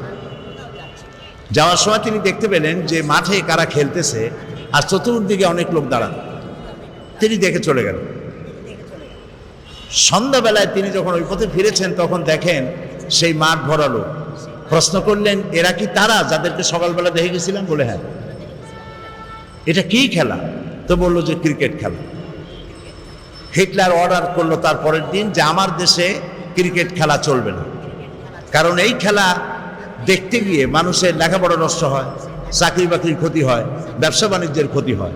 ঘন্টার পর ঘন্টা, দিনের পর দিন, মাসের পর মাস এই বল যে কি অপরাধ করছিল, লাঠির বাড়ির চোটে সারাদিন ঘুরতে থাকে। কাজে এই খেলা আমার দেশে চলবে না। জার্মানিরা বোধহয় এখনো এটা খেলে না, আমি জানি না এখনো খেলে কিনা। কাজে একটা বিরক্তিকর খেলা, হতে পারে ভালো খেলা, যাদের কাছে খেলা পছন্দ হয়, ব্যক্তিগত ব্যাপার। এর দ্বারা আমি কোনো ফতোয়া দিচ্ছি না যে এই খেলা তোমরাও খেলো না বা দেখো না। তবে আমি মনে করি, আমার কাছে মনে হয় যে ওয়েস্টেজ অফ টাইম, সময়ের যথেষ্ট ক্ষতি হয়, সময়ের যথেষ্ট অপচয় হয়। জবা, মনি, আবরার, নাবিল, এই চারজনের প্রশ্ন, কোনো কারণে যদি মিথ্যা কথা বলতেই হয় তাহলে কি আমাদের গুনাহ হবে? মিথ্যা বলবা কেন? কোনো কারণ নাই, মিথ্যা বলবাই না। মিথ্যা কথা বলার যদি কখনো প্রয়োজন হয় তো আল্লাহর কাছে মাপ চাইবে, আল্লাহ আমি যেন মিথ্যা না বলি। মিথ্যা কথা বললে যদি মা বাপের 2-4টা থাপ্পড় খাওয়া লাগে তাও ভালো, তবু মিথ্যা কথা বলা উচিত না। এই মিথ্যা থেকে তোমরা বিরত থাকবে। প্রশ্ন, আমার নাম হাফিজা খাতুন। হাফিজা খাতুন শিখা। এখন শিখা বললে অনেকেই আমাকে অমুসলিম মনে করে, তাহলে শিখা নামের সাথে কি ইসলাম বহির্ভূত কোনো অর্থ আছে? আর যদি থাকে তাহলে আমি নামটা কি বাদ দিয়ে দেব? খুবই ভালো হয়, যে নাম বললে পরে মুসলমান হিসাবে চেনা যায় না এইরকম নাম বাদ দেওয়া উচিত। আসলে এই দোষটা তো তোমার না, ভুল করেছে মা বাপ যারা নামটা রেখেছে, মা বাপ দাদা দাদি যারা নামটা রেখেছে তারা ভুল করেছে। মানুষেরা ভুল করে অনেক নাম রাখে, যেমন নাম রাখে ডব্লিউ, মন্টু, বল্টু, সেন্টু। এইসব হাবিজাবি নাম যেসব ছেলেদের মেয়েদের থাকে তারা জীবনেও কোনো ভালো ইতিহাস সৃষ্টি করতে পারে না। পৃথিবীতে বল্টু, মন্টু নামের কোনো প্রেসিডেন্ট আছে নাকি? এই বল্টু, সেন্টু, তারপরে আর কি ডব্লিউ, এইসব নামের কোনো ব্যক্তি বড় কোনো আলেম বা পীরও হতে পারে না। তোমরা কি শুনছো যে অমুক দেশে একজন বড় আলেম আছে যার নাম হযরত মন্টু রহমতুল্লাহ আলাইহ? আছে নাকি? কাজে এই জাতীয় বাজে নাম যারা, যেসব মা বাবেরা সন্তানদের নাম এভাবে হাবিজাবি রাখে জীবনেও ভালো হবে না। নাম যেমন মন্টুরা, সেন্টুরা, ডবলুরা তৈরি হয় মাস্তান এবং হাইজাক্কার হওয়ার জন্য, অবশ্যই খারাপ হবে, ভালো হইতে পারবে না। এই জন্য ভালো নাম রাখা উচিত, মা বাপেরই উচিত এটা। আর যে নামে ডাকলে পরে মুসলমান বলে চেনা যায় না এরকম নাম তো রাখাই উচিত না। তোমার নাম কত সুন্দর হাফিজা, এর সাথে শিখা রাখার দরকার নাই। তোমার মা বাপকে বলো এই নামটিকে, শিখা শব্দটি বাদ দিয়ে দিতে, তোমাকে অন্য কোনো নামে ডাকুক, হাফিজা বলেই ডাকুক। আর নাম 2-3টা হওয়া ভালো না, নাম একটা হয় ভালো। এটিএম শফিকুল মাওলা, শোভন, ওই একই রকমের বাংলা নাম এসে গেছে। বাংলা নাম ইংরেজি নাম রাখা ঠিক না, নাম সব আরবি হওয়া উচিত, অর্থবহ আরবি। আরবি হইলেই হবে না, অর্থবহ আরবি হইতে হবে।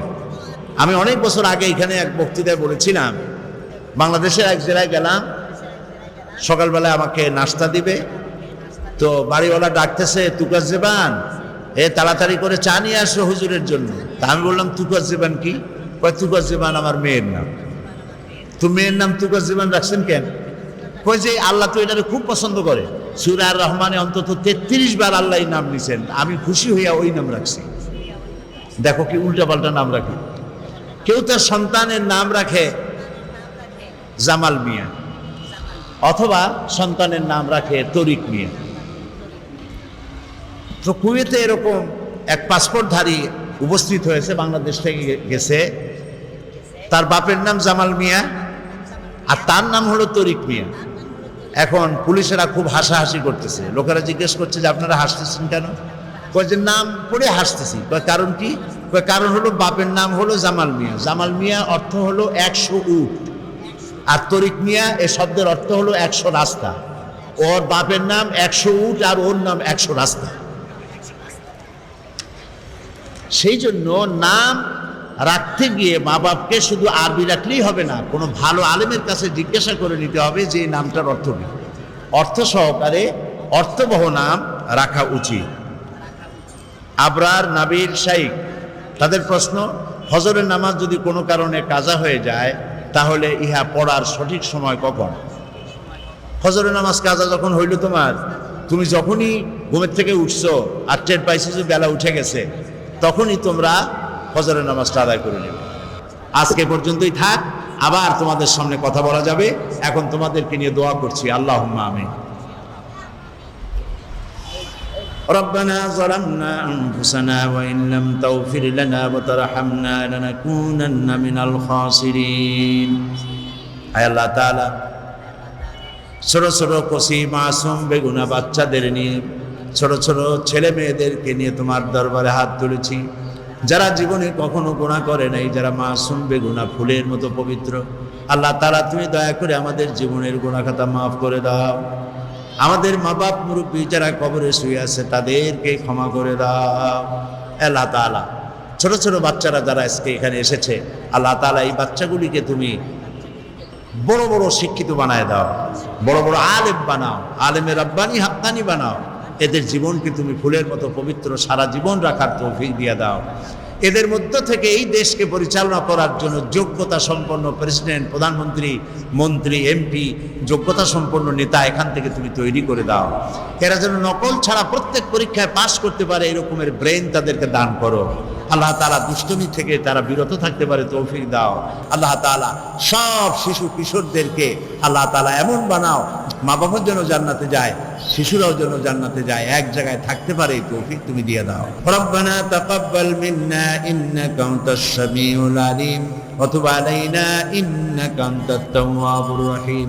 সুবহান রাব্বিকা রাব্বিল ইজ্জাতি আম্মা ইয়াসিফুন ওয়া সালামুন আলাল মুরসালিন আলহামদুলিল্লাহি রাব্বিল আলামিন। ওয়াজআল আখিরা কালামিনা ইনদাল মাউত লা ইলাহা ইল্লাল্লাহু মুহাম্মাদুর রাসূলুল্লাহ।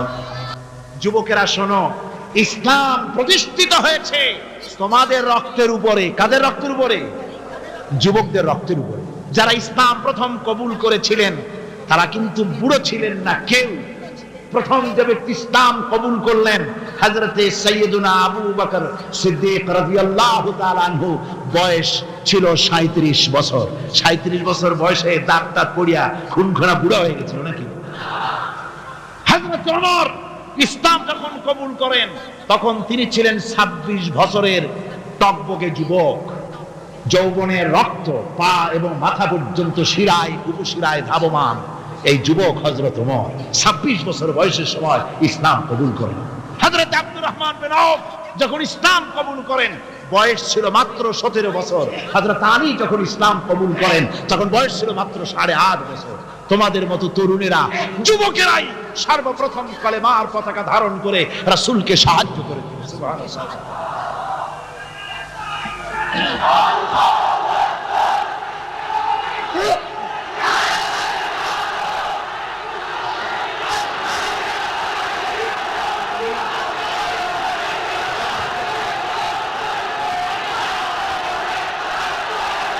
আমার মুসলমান ভাইয়েরা, থামুন। আমার ভাইয়েরা, যুবকদের অবদানই চিরকাল ইসলামে বেশি ছিল। তাই বলে যারা বৃদ্ধ মানুষ তাদের কিন্তু কোনো মন খারাপ করার কোনো কারণ নাই, ঠিক কিনা? যেহেতু আমরা যারা বয়সের প্রান্তে এসে গেছি আমরাও ওই যৌবন কালটা পেরিয়ে এসেছি, ঠিক কিনা? আরেকটি কথা, কিয়ামতের দিন কোন বুড়ো মানুষ বেহেশতে যাবে না, সব যুবকরা যাবে। বেহেশতে যাবে কারা? বুড়োরা বোধহয় ভয় পেয়ে গেছে। রাসূল পাক সাল্লাল্লাহু আলাইহি ওয়াসাল্লাম বলেছেন, আমার কথা না, হুজুর বলেছেন কোন বুড়ো মানুষ বেহেশতে যাবে না, কোন কালো মানুষ বেহেশতে যাবে না। এখন রাসূল যদি বলেন তার কথাই তো আইন। হুজুর বলেন কালো মানুষ বেহেশতে যাবে না, একটা কালো মানুষ কান দিয়ে তো পড়েই গেছে। হুজুর বলেন কেঁদো না, তুমি যখন বেহেশতে যাবে চাঁদের মতো সুন্দর চেহারা নিয়ে বেহেশতে যাবে। বুড়ার কান্না দেখে হুজুর বলছেন কেঁদো না, তুমি যখন বেহেশতে যাবে আল্লাহ তোমার যুবক বানায় পাঠায় দেবে। যেহেতু বেহেশত হচ্ছে যুবকদের জন্য, সুবহানাল্লাহ। অত নাজ নিয়ামত, অত আনন্দ, বুড়া মানুষে তো খাইয়ে খুইয়ে বেহেশত নষ্ট করি ভালো হবে। এই জন্য যৌবন দরকার, স্বাস্থ্য দরকার বেহেশত উপভোগ করার জন্য। সেই জন্য বেহেশতে যাবে কারা? তরুণেরা যাবে। কারা যাবে? তরুণ তরুণী দিয়ে আল্লাহ পাক বেহেশত ভরে ফেলবেন, সুবহানাল্লাহ। আমার তরুণেরা, যুবকেরা শোনো, রাসূলুল্লাহ তোমাদের কত সম্মান দিয়েছেন। কে সম্মান দিয়েছেন? রাসূলুল্লাহ। রাসূলুল্লাহ এক জায়গায় বক্তৃতা করছে, এমন সময় দেখা গেল একজন তরুণ সাহাবী, নাম তার জারীর রাদিয়াল্লাহু তাআলা আনহু। চাঁদের মতো চেহারা তার ছিল, খুব সুন্দর চেহারা ছিল তার। হযরত জারীর বসতে না পেরে জায়গা পায় না, দাঁড়ায় আছে। রাসূল নিজের গায়ের চাদরটা খুলে জারিরের দিকে নিক্ষেপ করলেন, বললেন জারির দাঁড়িয়ে আছো, আমার চাদরের উপরে বসো। সুবহানাল্লাহ। হযরতে জারির রাসূলুল্লাহর চাদর নিয়ে চুমা খাইতে লাগলেন আর বললেন আকরামাকাল্লাহ কামা আকরামতানি ইয়া রাসূলুল্লাহ। হে রাসূল, আল্লাহ আপনার সম্মান আরো আরো অনেক বাড়িয়ে দিক, যেমন আপনি আমাকে মর্যাদা দিলেন। হে রাসূল, আপনার চাদরে পৃথিবীর কোনো মানুষ বসতে পারে। আমার তরুণ ভাইয়েরা, আমার যুবক ভাইয়েরা, তোমাদেরকে রাসূল মহব্বত করতেন, ভালোবাসতেন সবচেয়ে বেশি। তোমরা আজ বাতিলের শিকার। কার শিকার? বাতিলের শিকার। তোমাদেরকে কি দেওয়া হয় যে সব রাজনৈতিক দলের যুবক যারা তোমরা এখানে আছো, জিজ্ঞেস করি তোমাদের নেতারা তোমাদেরকে কি দেয়? দেয় অস্ত্র, দেয় টাকা, দেয় নারী ভোগ করার জন্য পয়সা, তোমাদের চরিত্র ধ্বংস করার জন্য সব রকমের হাতিয়ার তুলে দেয়। তোমাদের হাতে শোভা পায় কলম, হাতে শোভা পায় খাতা, হাতে শোভা পায় বই। বই খাতা কলমের পরিবর্তে তোমাদের নেতারা তোমাদের হাতে তুলে দেয় স্টেন গান, তুলে দেয় হেরোইন, তুলে দেয় টাকা। এরা তোমাদের নেতা নয়, এরা তোমাদের জীবনের দুশমন। জোরে বলো না কি?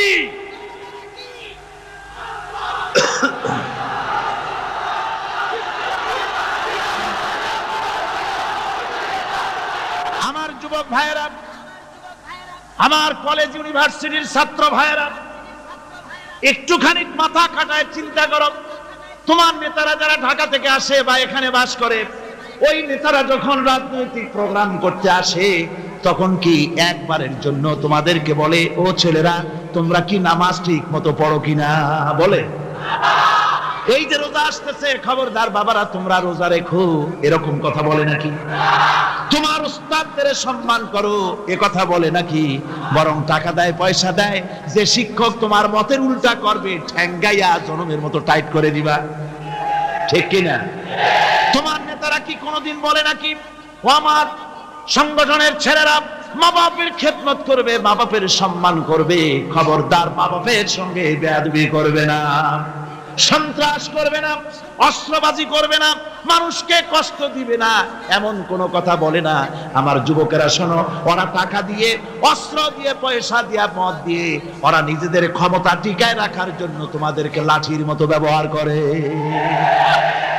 সুতরাং আজকে তরুণদেরকে বুঝতে হবে, তরুণীরা ভালো করে বুঝো, তোমরা রাসূলের সৈনিক। কার সৈনিক? আমি তোমাকে যা দিয়েছি সব সিনায় রাখবে। আব্দুল উজ্জা বলছেন, তাহলে আর আমি সহ্য করতে পারলাম না চাচা, আপনার সামনেই আমি ঘোষণা করলাম, একদিন চাপা রেখেছি, আর পারলাম না। আমি ঘোষণা করে দিলাম লা ইলাহা ইল্লাল্লাহু মুহাম্মাদুর রাসূলুল্লাহ। পরিণতি জানো? আব্দুল উজ্জা বলল, কি পরিণতি? চাচা বলতেছি, এই কলেমা পড়ার কারণে আমি তোমাকে যা দিয়েছিলাম, ঘোড়া দিয়েছি, উট দিয়েছি, বাড়ি দিয়েছি, সব আমি তোমার কাছ থেকে ছিনাইলাম, সব ফেরত দিতে হবে। তিনি বললেন, আমি রাজি আছি, আমি রাজি আছি। আপনি আমার সোনা দানা, ঘোড়া, উট আর ঘর বাড়ি যা দান করেছেন, এই দুনিয়াটার মালিকও যদি আমারে বানাই দিতেন, আমি এর বিনিময়ে কলেমা পড়া থেকে আর আমি নিজেকে থামায় রাখতে পারি না। বলে আমার সব আমাকে ফেরত দাও। বলল, দিলাম, যা আপনি দিয়েছেন সব আপনাকে ফেরত দিলাম। চাচা বলছে, জায়গা জমি, টাকা পয়সা, সোনা দানা সব পেলাম, তোমার গায়ে যে জামা, তোমার পরনে যে লুঙ্গি, ওটা আমার টাকার খোলো। আব্দুল উজ্জা বললেন, আপত্তি নাই। জামা খুলে দিলেন, পরনের লুঙ্গিটাও খুলে দিলেন। 20 বছরের যুবক এই অবস্থায় চলে গেলেন মায়ের কাছে। মা আব্দুল উজ্জাকে এই অবস্থায় দেখে 2 চোখ চেপে ধরলেন, বললেন, বাবা তোমার এই অবস্থা কেন? ছেলে বলছে, মা ইমান আনার কারণে আমি সব হারায় ফেলেছি, আমার আর কিছুই নাই, ইমান আনার কারণে আমার এই অবস্থা হয়েছে। মা বলছে, বাবা আমার কাছে কি চাও? ছেলে বলছে, মা আমি চলে যেতে চাই মদিনায়, আল্লাহ নবী মুহাম্মদুর রাসূলুল্লাহ সাল্লাল্লাহু আলাইহি সাল্লামের দরবারে চলে যেতে চাই, আমি একটু বস্ত্র চাই। মা একটা পুরানা কম্বল তার হাতে দিয়ে দিলেন। আব্দুল উজ্জা কম্বলটাকে ছিঁড়ে এক টুকরা কোন রকম হাঁটুর উপরে জড়ায় নিলেন, আর এক টুকরা গায়ে দিয়ে নিলেন। আব্দুল উজ্জা বহু কষ্ট করে মরুভূমি পাড়ি দিয়ে মদিনা মুনাওয়ারায় চলে গিয়ে বাবি জিবরিল থেকে ঢুকে আসহাবে সুফফার চবুতরার সামনে বসে আছেন, ছেঁড়া কম্বল পরা। এবার বিশ্ব নবী দুনিয়া আখিরাতের বাদশা জনাবি মুহাম্মদ রাসূলুল্লাহ সাল্লাল্লাহু আলাইহি ওয়াসাল্লাম যখন মসজিদের নিজের ঘরের থেকে দরজা খুলে বেরিয়েছেন, দেখেন এক যুবক বসা, একটা আধাটা কম্বল পরা, হাঁটুর উপরে কোন রকম করে রানটা লজ্জাস্থানটা ঢাকার, গায়ে একটা ছেঁড়া কম্বল। তার এই অবস্থা দেখে হুজুর জিজ্ঞেস করেন, তুমি কে? যুবক বলছে, আমি আব্দুল উজ্জা। ইসলাম কবুল করার জন্য আমার সব ছিল, আমি কম ধনী ছিলাম না, আমার চাচা সব নিয়ে গেছে, সিনায় রেখেছে, আমার লুঙ্গিটাও দেয় নাই। ঘটনা সব তিনি ঘুরে ঘুরে বললেন। হুজুর বললেন, তোমার নাম আব্দুল উজ্জা নয়, তোমার নাম আব্দুল্লাহ। আব্দুল্লাহ জুলবাজাদাইন তার নাম। হযরত আব্দুল্লাহ জুলবাজাদাইনকে রাসূলুল্লাহ দিয়া দিলেন, আসহাবুস সুফফাদের সাথে মিলাই দিলেন, এখানে থাকো, খাবার আসতে পরে খাবে। তাদের সব সময় খাবার থাকতো না। আসহাবে সুফফায় তারা থাকতেন যাদের ঘর নাই, বাড়ি নাই, থাকার জায়গা নাই। ক্ষুধার জ্বালায় যখন তারা অতিষ্ঠ হয়ে যেতেন, নবীজি ঘরের থেকে তাহাজ্জুদের জন্য যখন বেরোতেন, ক্ষুধার্ত সাহাবীরা রাসূলের চেহারা দেখার সঙ্গে সঙ্গে ক্ষুধা নিবৃত হয়ে যেত। হযরত রাসূল পাক সাল্লাল্লাহু আলাইহি ওয়াসাল্লাম আব্দুল্লাহকে ওনাদের মধ্যে ভিড়াই দিলেন। আব্দুল্লাহ এবার কোরআন শরীফ পড়ে, কোরআন শরীফ পড়তে গিয়া চিল্লায় চিল্লায় তিনি পড়েন, আস্তে আস্তে পড়েন না। সাহাবীরা বিরক্ত হয়ে রাসূলের কাছে নালিশ করলেন যে বড় চিল্লায় কোরআন পড়ে, আমাদের নামাজেও ডিস্টার্ব হয়। হুজুর বলেন, সাহাবীরা কেউ আব্দুল্লাহর ব্যাপারে কোনো কথা বলবে না, তারে চিল্লাইতে দাও, যেহেতু ঈমানের জন্য তারে বড় মূল্য দিতে হয়েছে। পরনের লুঙ্গিটা পর্যন্ত আনতে পারে নাই, যত খুশি চিৎকার করেছে, আল্লাহর কালাম পড়ু। তাবুকের যুদ্ধ, রাসূলুল্লাহ তাবুকের দিকে রওনা করেছেন, 30,000 সৈন্য নিয়ে রওনা করেছেন। ওই জিহাদে মানুষেরা প্রাণ ভরে রাসূলুল্লাহকে সাহায্য করেছেন। মেয়ে লোকেরা নাকের ফুল, কানের দুল, গলার হাল খুলে খুলে রাসূলের কদম মোবারকে দিয়ে দিয়েছে। ধনীরা টাকা পয়সা সব দিয়েছে। হযরত আবু বকর তো যা ছিল সব এনে দিয়েছে, কিছু ছিল না ঘরে। রাসূল রওনা করলেন। প্রতিমধ্যে হযরত আব্দুল্লাহ জুলবাজাদাইন আল্লাহ নবীর খেদমতে হাজির হয়ে বলেন, হুজুর সবাই তো সব দিল, আমার কিছুই নাই, কিছু দিতে পারলাম না। হুজুর আপনি আমার জন্য দোয়া করেন, আমি যেন এই তাবুকের ময়দানে কাফেরদের বিরুদ্ধে লড়াই করে যেন শহীদ হয়ে যেতে পারি। মাপ দিতে পারি নাই, কিন্তু আল্লাহর জন্য যেন আমার জীবনটা দিয়ে দিতে পারি। ও চট্টগ্রামের যুবকেরা, তরুণেরা, তোমাদের মতো 20 বছরের তরুণ হযরত আব্দুল্লাহ জুলবাজাদাইন শাহাদাতের তামান্না করে রিসালাতে মাহবের কাছে দাঁড়িয়েছেন। হুজুর বললেন, একটা গাছের বাকল নিয়ে আসো। একজন একটা বাকল নিয়ে এলো। রাসূলুল্লাহ এই বাকলটা আব্দুল্লাহ জুলবাজাদাইনের হাতে লাগাই দিলেন। রাসূলুল্লাহ বললেন, আয় আল্লাহ, আমি আব্দুল্লাহর রক্ত কাফেরদের জন্য হারাম করে দিলাম। হযরত আব্দুল্লাহ বলছেন, ইয়া রাসূলুল্লাহ, আমি চাইছিলাম শহীদ হব, আর আপনি আমার রক্তটা হারাম করে দিলেন কাফেরদের জন্য।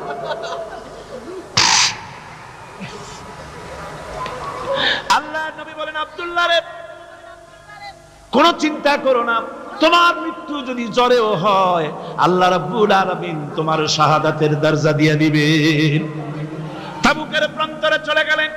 কয়েকদিন ওই তাবুকের ময়দানে থাকায় রাসূলের কাছে খবর এলো, আব্দুল্লাহ মারাত্মক জ্বরে আক্রান্ত হয়ে ইন্তেকাল করেছেন। রাসূলুল্লাহ বললেন, আমি জানাজা পড়াবো। হযরত আব্দুল্লাহর জানাজা হলো গভীর রাত। কবরের ভিতরে একজন দাঁড়ায়া লাশ ধরার জন্য একজন কবরের ভিতরে দাঁড়িয়েছে। 2 জন লোকে লাশ নিয়ে আসতেছে। হযরত বেলাল আলো উঁচু করে দাঁড়ায় ধরে আছে। অন্ধকার রাত, কবরের ভিতরে একজন দাঁড়ানো, লাশ নিয়ে এসেছে 2 জনে। কবরের ভিতরে যিনি দাঁড়ানো, তিনি বলছেন, এই লাশকে তোমাদের ভাইকে আদবের সাথে কবরে রাখো। কবরের মধ্যে যিনি দাঁড়ানো, তিনি আর কেউ নয়, বিশ্বনবী মুহাম্মদুর রাসূলুল্লাহ সাল্লাল্লাহু আলাইহি ওয়াসাল্লাম। হযরত রাসূলুল্লাহ বলতেছেন, আবু বকর, ওমর, তোমাদের ভাইকে আদবের সাথে কবরে রাখো, খবরদার বেয়াদবি করো না।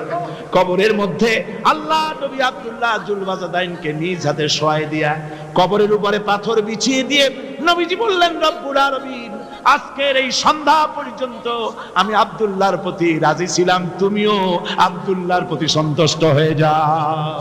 হযরত ইবনে মাসউদ রাদিয়াল্লাহু তাআলা আনহু বলেন, আমি চিৎকার মেরে কেঁদে কেঁদে বললাম, আল্লাহ আজকে যদি এই কবরে আব্দুল্লাহ না হয়ে আমি হতাম, আমার কিসমতটা ভালো হয়ে যেত। যুবকেরা, ও তরুণ মুসলমানেরা, তোমরাই রক্ত দিয়ে ইসলাম কায়েম করেছো। কে কায়েম করেছে ইসলাম? মুসলিম তরুণেরা, মুসলিম যুবকেরা, তোমাদের অবদান সব চাইতে বেশি। আজ আজ মুসলমান যুবকদের চরিত্র নাই, মদ, জুয়া, জেনা, ব্যভিচার করে করে সর্বনাশ করে দেওয়া হলো। সরকারি ভাবে, বেসরকারি ভাবে, বিভিন্ন ভাবে যুবকদেরকে মিসগাইড করার জন্য মদ দেওয়া হয়, টাকা দেওয়া হয়, অস্ত্র দেওয়া হয়, সব দিয়ে যুবকদের চরিত্র নষ্ট করা হচ্ছে। অথচ যুবক হচ্ছে একটা জাতির মেরুদণ্ড। জাতির কি মেরুদণ্ড? এই মেরুদণ্ডকে ঘুণে ধরেছে, এই মেরুদণ্ড নষ্ট করার ব্যবস্থা করা হয়েছে। আমার মুসলমান ভাইয়েরা, হাদিস থেকে শোনো, বদরের প্রান্তরে যুদ্ধ হবে, রাসূলুল্লাহ সাহাবায়ে কিরামদেরকে রেডি করেছেন। কিন্তু এই যুদ্ধটা বড় মারাত্মক, এই জিহাদ বড় মারাত্মক। জিহাদ হবে, চাচার বিরুদ্ধে ভাতিজা জিহাদ করবে, বাপের বিরুদ্ধে সন্তান অস্ত্র ধারণ করবে, ভাইয়ের বিরুদ্ধে ভাই অস্ত্র ধারণ করবে। কোন জিহাদ? বদর। কোন জায়গায়? বদর। মক্কা থেকে যারা আসতেছে সব চাচা, ভাই, মামু, খালু, এরা আসতেছে। আপন আপন লোকেরা আপন লোকের বিরুদ্ধে অস্ত্র ধারণ করবে। এটা কি সহজ? কোন এটা কি সহজ? রাসূলুল্লাহ যুদ্ধের কথা মানুষকে বুঝাচ্ছেন, একটু ইতস্তত করছেন। হযরত রাসূল পাক সাল্লাল্লাহু আলাইহি ওয়াসাল্লাম যুদ্ধের কথা সাহাবায়ে কিরামদের সামনে পেশ করতেছেন আর একটু ইতস্তত করতেছেন। এই কঠিন যুদ্ধে সাহাবীরা কিভাবে মেনে নেবে? রাসূলের মনের অবস্থা বুঝতে পেরে হযরত মিকদাদ রাদিয়াল্লাহু তাআলা আনহু, বর্ষিয়ান সাহাবী, তিনি দাঁড়ায় গেলেন। তিনি দাঁড়ায় বলছেন, ইমদি বিনা ইয়া রাসূলুল্লাহ হাইসু মা তাশা। হে রাসূল, আপনি আমাদেরকে নিয়ে চলুন, আল্লাহ যেদিকে আপনাকে যেতে বলে। হাইসু মা তাশা আয় হাইসু মা আমারাকাল্লাহ, যেদিকে আল্লাহ আপনাকে যেতে বলেন আমাদেরকে নিয়ে আপনি সেদিকে চলেন। ইন্না লা নাকুলু লাকা কামা ক্বালা বানু ইসরাঈল লিমূসা আলাইহিস সালাম, ইযহাব আনতা ওয়া রাব্বুকা ফাকাতিলা ইন্না হাহুনা কাঈদুন। আমরা মুসা আলাইহিস সালামের উম্মতের মতো বলবো না যে হে মুসা, তুমি আর জিবরাইল আর তোমার আল্লাহ যুদ্ধ করো, আমরা ঘরে বসে আরাম করি। এই কথা আমরা বলবো না হুজুর। বাল ইযহাব আনতা ওয়া রাব্বুকা ফাকাতিলা ইন্না মাআকুমা মুকাতিলুন। হে রাসূল, বরং আমরা বলবো আপনি যুদ্ধ করুন, আপনি আমাদের নিয়ে চলুন, আমরা লড়বো আপনার সাথে কাফেরদের বিরুদ্ধে। ততক্ষণ পর্যন্ত লড়বো মা দামাত আইনুম মিন্না তাতাররাফ। ও রাসূল, যতক্ষণ আমাদের চোখের একটা পাতাও নড়ে ততক্ষণ আপনার সাথে আমরা লড়বো। সুবহানাল্লাহ। মানে জীবন যতক্ষণ আছে আপনার সাথী হয়ে কাফেরদের বিরুদ্ধে লড়তে থাকবো। হুজুর খুব খুশি হয়ে গেল। হুজুর কি হলেন? দারুণ খুশি হয়ে গেল। আল্লাহর নবী খুশি হয়ে বললেন,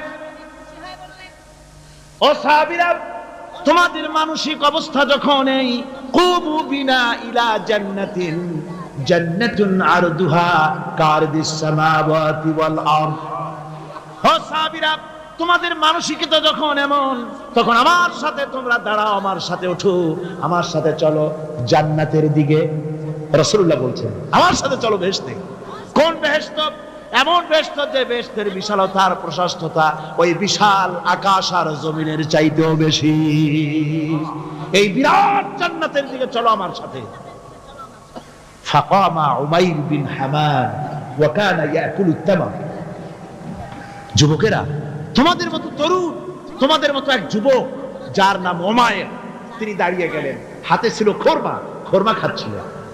দেখেন না, বক্তৃতা হয়, মাঠে ওয়াজ নসিহত হয়, আর যুবকেরা দাঁড়ায় দাঁড়ায় বাদাম খায়, হয় না? ওই সাহাবী ওই সময় তো বাদাম টাদাম হয়তো পায় না, খোরমা খাচ্ছে, খোরমা চাবাচ্ছে, বিচি ফালাই দিতেছে, আর এইভাবে খাচ্ছে আর হুজুরের কথা শুনছে। হুজুরের কথা শুনে উমাইর বলছেন, বাহ বাহ। এটা একটি আঞ্চলিক শব্দ, এর অর্থ হচ্ছে আয়মা আযমাহু ওয়া মা আহসানাহু। হে রাসূল, আপনি কত সুন্দর কথা বললেন, আপনি কি বিশাল কথা বলেছেন, কত বড় কথা বলেছেন। জিহাদ করলে, জান দিলে এমন বেহেশত পাবো, জান্নাতুন আরদুহা কারদিস সামাওয়াতি ওয়াল আরদ, যে বেহেশতটা হবে ওই বিশাল আকাশের চাইতেও বিস্তীর্ণ, এমন বেহেশত পাবো। ওয়াল্লাহি লাউ কুনতু হাইয়ান হাত্তা আকুলাহুন্না ইন্নাহা লাহায়াতুন তাবিলা। আল্লাহর কসম, আমি যদি হাতের সবগুলি খরমা খেতে যাই তাহলে তো অনেক সময় লাগবে, বেহেশতে যেতে দেরি হয়ে যাবে, অনেক দেরি হয়ে যাবে বেহেশতে যেতে। ফারামা বিহিন্না, হাতের সবগুলি খরমা তিনি ফেলে দিলেন। ও যুবকেরা, হযরত ওমর তোমার মতো যুবক খরমা খাওয়া সহ্য করলেন না আল্লাহর জান্নাতে যাওয়ার লোভে। জান্নাতে যেতে দেরি হয়ে যাবে, আল্লাহর সঙ্গে দিদার করতে দেরি হয়ে যাবে, এই মনে করে হাতের খরমাগুলি ফালায় দিলেন, জিহাদের ময়দানে ঝাঁপায়ে পড়লেন। হাদিস শরীফে এসেছে, উমাইর জিহাদ করে বেশ কিছু কাফেরদেরকে নিহত করে নিজেও শহীদ হয়ে গেলেন। রাসূলুল্লাহ বদরের শাহাদাতের জানাজা করার সময় একজন সাহাবী বলে দিলেন, হুজুর এই সেই উমাইর, আপনি যখন বেহেশতের কথা বলছিলেন, খরমাগুলি খাওয়ার তর সহ্য হয় নাই বেহেশতে যাওয়ার জন্য, এই সেই উমাইর। আল্লাহর নবী উমাইরের কাছে দাঁড়ায় আঙ্গুল দিয়ে তার শরীরের দিকে দেখায় বললেন, ইন্নাকা মিন আহলিহা। ও যুবক, যেই বেহেশতের জন্য খরমা খাওয়ার সময় তুমি পাও নাই, আমি নবী সাক্ষী দিচ্ছি তুমি অবশ্যই সেই বেহেশতের অধিবাসী, ওই বেহেশত তোমার জন্য। সুবহানাল্লাহ।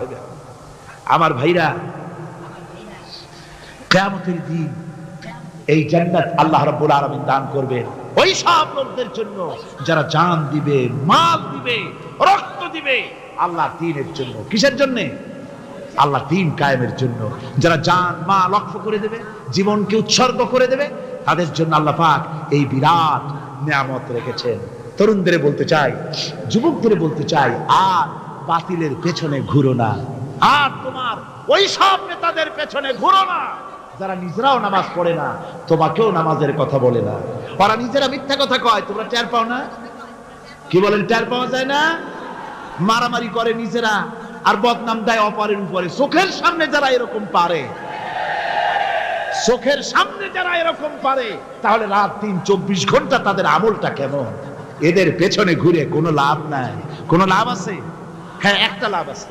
সেই লাভটা হচ্ছে টাটকা কিছু সুখ পেতে পারো, কিছু মদের টাকা, কিছু হোটেলের টাকা, কিছু পরের মেয়ে নিয়ে ঘোরার টাকা, কিছু ভ্রমণের টাকা, কিছু অস্ত্রপাতি, কিছু ত্রাস সৃষ্টি করা। আর ত্রাস সৃষ্টি করবা, কয়টা অস্ত্রের মালিক হইছ? যুবক, তরুণ, বিপদগামী তরুণদের বলবো, সরকার অননুমোদিত অস্ত্র যাদের কাছে আছে, শুনে রাখো, এই অস্ত্র কাউকে ক্ষমা করে না। এই অস্ত্র কাউকে ক্ষমা করে না। সাপ পোষার মতো, যে সাপ তুমি দুধ কলা দিয়ে পোষো, ওই সাপ তোমাকে আবার দংশন করবে। ওঝা মরে না মরে না, সাপ খেলা যারা দেখায় তারা মরে কিনা, ওই সাপেই তাকে কাটে। সুতরাং গভর্নমেন্ট অনুমোদিত অস্ত্র তোমার কাছে, পাইপ গান, রিভলভার, স্টেন গান, এলএমজি, আদমজি, কত রকমের অস্ত্রপাতি যুবকদের কাছে। ঘুম নাই, সারা রাত অস্ত্র থাকে কাছে, আর কি কি লাল পানি খাইয়া চোখ দুইটা থাকে এত বড় বড়, দেখলেও ভয় করে, মাথায় ভাল্লুকের মতো চুল। মানুষ মারো তোমরা, মানুষ মারো। আহা, যারে মারলা একটুখানি হিউম্যানিটি, বিবেক দিয়ে চিন্তা করো। যাকে মেরেছ ওই রাত্রে তার বাড়ির কাছে যাও, ওই রাত্রে গোপনে তার বাড়ির কাছে গিয়ে দেখো তার মা কিভাবে তার সন্তানের জন্য কাঁদতেছে, মায়ের কোলটা খালি হয়েছে বলে কিভাবে কাঁদতেছে, তার বাবা কিভাবে কাঁদতেছে, তার বউ থাকলে কিভাবে ছটফট করতেছে, তার কলিজার টুকরা সন্তান থাকলে কিভাবে আব্বা আব্বা বলে কাঁদতেছে। যারে গুলি করে মেরেছো, একবার বাড়ির কাছে গিয়ে কান পাজা শোনো। মনে রাখো যুবক, সন্ত্রাসীরা, শুনে রাখো, অস্ত্র দিয়া মানুষকে যারা মেরেছো, আল্লাহর কসম করে বলি, যেভাবে মেরেছো ওইভাবে তোমাকেও নিহত হতে হবে, কোনো সন্দেহ নাই। বাড়িতে গিয়ে ডায়েরিতে লিখে রাখো আমার কথা। থামুন, বাড়িতে গিয়ে ডায়েরিতে লিখে রাখুন, ডায়েরিতে লিখে রাখো, যদি তুমি কাউকে হত্যা করে তার বউকে যদি বিধবা বানায় থাকো, তোমার বউ বিধবা হবেই, কোনো সন্দেহ নাই।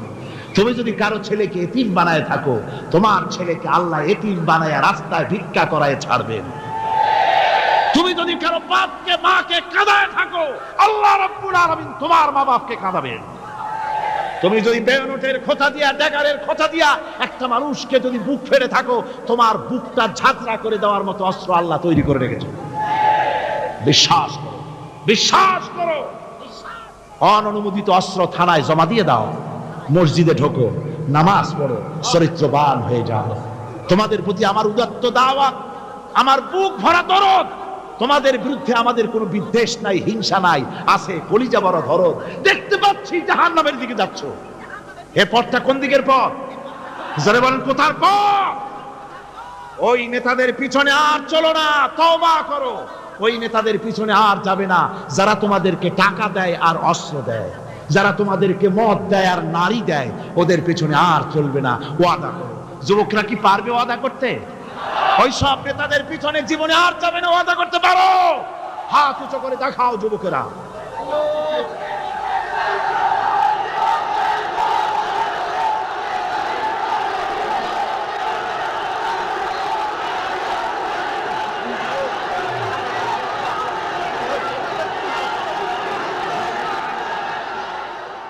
সুতরাং ইসলামকে জমিনে টিকিয়ে রাখার জন্য চাই সংগ্রাম। তাই আল্লাহ রাব্বুল আলামিন বলেছেন, ওয়াতুজাহিদুনা ফি সাবিলিল্লাহি বিআমওয়ালিকুম ওয়া আনফুসিকুম যালিকুম খায়রুল লাকুম ইন কুনতুম তা'লামুন। আল্লাহ পাক বলেন, আমার রাস্তায় জিহাদ করো, জান দাও, মাল দাও, জান দাও, জিহাদ করো, এটাই হলো উত্তম কাজ। যদি তোমরা ইসলাম বুঝে থাকো, এটাই তোমাদের জন্য কল্যাণকর। আগে বলেছেন মালের কথা, পরে জানের কথা। আগে কোনটা? মাল, পরে জান। যেহেতু আমরা জানের চাইতে মালের মহব্বত করি বসি, ঠিক কিনা? তো মালের মহব্বত করি বেশি, আমরা কথায় কথায় বলি, আরে ভাই দরকার যদি হয় জানটা দিয়ে দিব, আর জান যদি দিয়েই দেন তো মালটা তো থেকেই গেল। এই জন্য আল্লাহ বলেছে মাল আগে দাও, তারপরে জান দাও। আমরা খুব চালাক, আমরা জান দিতে প্রস্তুত, মাল দিতে প্রস্তুত নই। একবার একটা লোক যাচ্ছে রাস্তা দিয়ে, সাথে তার প্রিয় কুকুর। কুকুরটা জিহ্বা বেরিয়ে গেছে, মরে যাচ্ছে। কুত্তার মালিক কাঁদতেছে।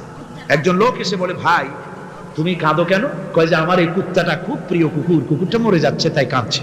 কুকুর মরে কেন? কয় কুকুরটা মরতেছে 3 দিন ধরে আমি কোনো খাবার তাকে দিতে পারি না, সেই জন্য কুকুরটা মরছে। আচ্ছা হোক কুকুর, তবু তো আল্লাহর সৃষ্ট এক প্রাণী, কি খেতে দেওয়া যায়? এদিক ওদিক তাকায় দেখে কুকুরের মালিকের কাছেই রয়েছে একটা পোটলা। কয় মিয়া তোমার এই পোটলার মধ্যে কি? কয় পোটলার মধ্যে হালুয়া আর রুটি।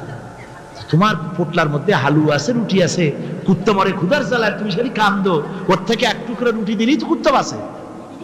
কুত্তার মালিক বলছে, মিয়া সাহেব ওই সব ফতো আমারে শুনেন না, এগুলো আমি খুব জানি। রুটি আর হালুয়া দিলেই তো আমার পয়সা খরচ হবে, ওর দরদে যে কাঁদতেছি এজন্য তার পয়সা খরচ হচ্ছে না। আমাদের অবস্থা কিন্তু তাই হয়েছে। ইসলাম বিদায় হয়ে যায়, যাক না, কিন্তু আমি কাঁদবো, পয়সা দিব না। রাসূলের করুণ ঘটনাগুলি শুনে চোখের পানি ফেলবো, কিন্তু এই করুণ ঘটনা কেন ঘটলো সেই ময়দানে আমরা পা ফেলবো না। এরকম একটা অ্যাটিটিউড, এ ধরনের একটা মেন্টালিটি আমাদের মধ্যে গ্রো করেছে, ঠিক কিনা কম? আমার ভাইয়েরা, মাল দিতে হবে, জান দিতে হবে, সবকিছুকে উৎসর্গ করে দিতে হবে আল্লাহর দ্বীন প্রতিষ্ঠার জন্য। যার পয়সা আছে, পয়সা দিয়ে কি করবেন যদি আল্লাহর দ্বীন এ জমিনে কায়েম না হয়? আল্লাহর দ্বীন কায়েম না হলে অসত্য, বদমাশি, শয়তানি, সব রকমের অন্যায় কাজ দিয়ে ভরে যাবে দেশ। ক্রমান্বয়ে অশান্তির দিকে যাবে, শান্তি আসবে কেবলমাত্র ইসলাম প্রতিষ্ঠা হলে পরে। আমাদের অবস্থা হলো যে আমরা ওই কুফাবাসীদের মতো, তাদের মতো, কুফাবাসীদের মতো। কুফাবাসীরা হযরত ইমাম হোসেনের জন্য দারুণ ভাবে কেঁদেছে, ঠিক কিনা? কুফাবাসীরা ইমাম হোসেনকে দাওয়াত দিছিল কারা? কুফাবাসীরা। অনেকগুলি চিঠি তারা লিখছে। কুফাবাসীরা ইমাম হোসেনকে ভালোবাসতো, দাওয়াত দিয়েছে, তার জন্য কেঁদেছে। কিন্তু কুফাবাসীদের চোখের পানিটা ছিল ইমাম হোসেনের জন্য, আর অস্ত্র, টাকা পয়সা, শক্তি সবটা ছিল এজিদের জন্য। কথা বুঝতে পেরেছেন? কুফাবাসীদের মতো অবস্থায় আমাদের হয়েছে। কুফাবাসীদের হযরত ইমাম হোসেনের জন্য তারা শুধু চোখের পানি ফেলেছে, আর টাকা পয়সা অস্ত্রপাতি যা ছিল সব ছিল তাদের এজিদের জন্য। আমাদের অবস্থাও তাই, আমরা ইসলামের জন্য শুধু চোখের পানি ফেলি, আর যখন ভোট দেই তখন ইসলাম যারা চায় না তাদেরকেই ভোট দেই। ঠিক কিনা? আমাদের টাকা, আমাদের পয়সা, আমাদের ইলেকশন, আমাদের হরতাল, আমাদের ধর্মঘট সবকিছু হচ্ছে ইসলাম যায় না, যারা চায় না তাদের জন্য। আর ইসলামের যখন কথা বলি, ইসলামের কথা শুনলে শুধু চোখের পানিটাই ছাড়ি, মহব্বত চোখের পানি দিয়া শেষ করে দিই, আর কিছুই করি। আমি একবার এইখানে এই শহরে অনেক বছর আগে একটা জানাজায় শরীক হয়েছিলাম। কোন মাঠে আমার এখন তার মনে নেই। জানাজার পরে যিনি জানাজা পড়ালেন তিনি বললেন, ওই লাশকে সামনে রেখে বললেন, কেন আসিল? তখন আমি নতুন সেটা আমি আসছি, আমি ভাষা ভালো করে বুঝিও না। একজন বললো কেন আসিল? সবাই কইলো গম আসিল। তাই বললাম যে গম আসিল, এই মরা মানুষের সাথে গম, আমি আটা গম, সে তাই মনে করেছি যে এটার কি সম্পর্ক। আমি ইমাম সাহেবকে জিজ্ঞেস করলাম যে আপনি বললেন কি, আর জনগণই বা বললো? কয় যে আমি জিজ্ঞেস করলাম যে লোকটা কেমন ছিল, তো সবাই বললো ভালো ছিল। তা বললো তো ফায়দা কি? ফায়দা এই যে সবাই বললো ভালো, আল্লাহ তারে মাফ করে দিয়া ভালো বলে বেহেশতে পাঠায় দেবো। বলে আশ্চর্য কথা, আল্লাহ কি এইরকম নাকি যে একটা সুদখোর, ঘুষখোর, জেনাকার, এ লোক ভালো না খারাপ আমি তা বলতে চাই, কিন্তু একটা লোক সে কন্ট্রাক্টর ছিল, কন্ট্রাক্টারি করতে গিয়ে রাস্তাঘাট, স্কুল কলেজে রড সিমেন্ট জনমের মতো খাইছে।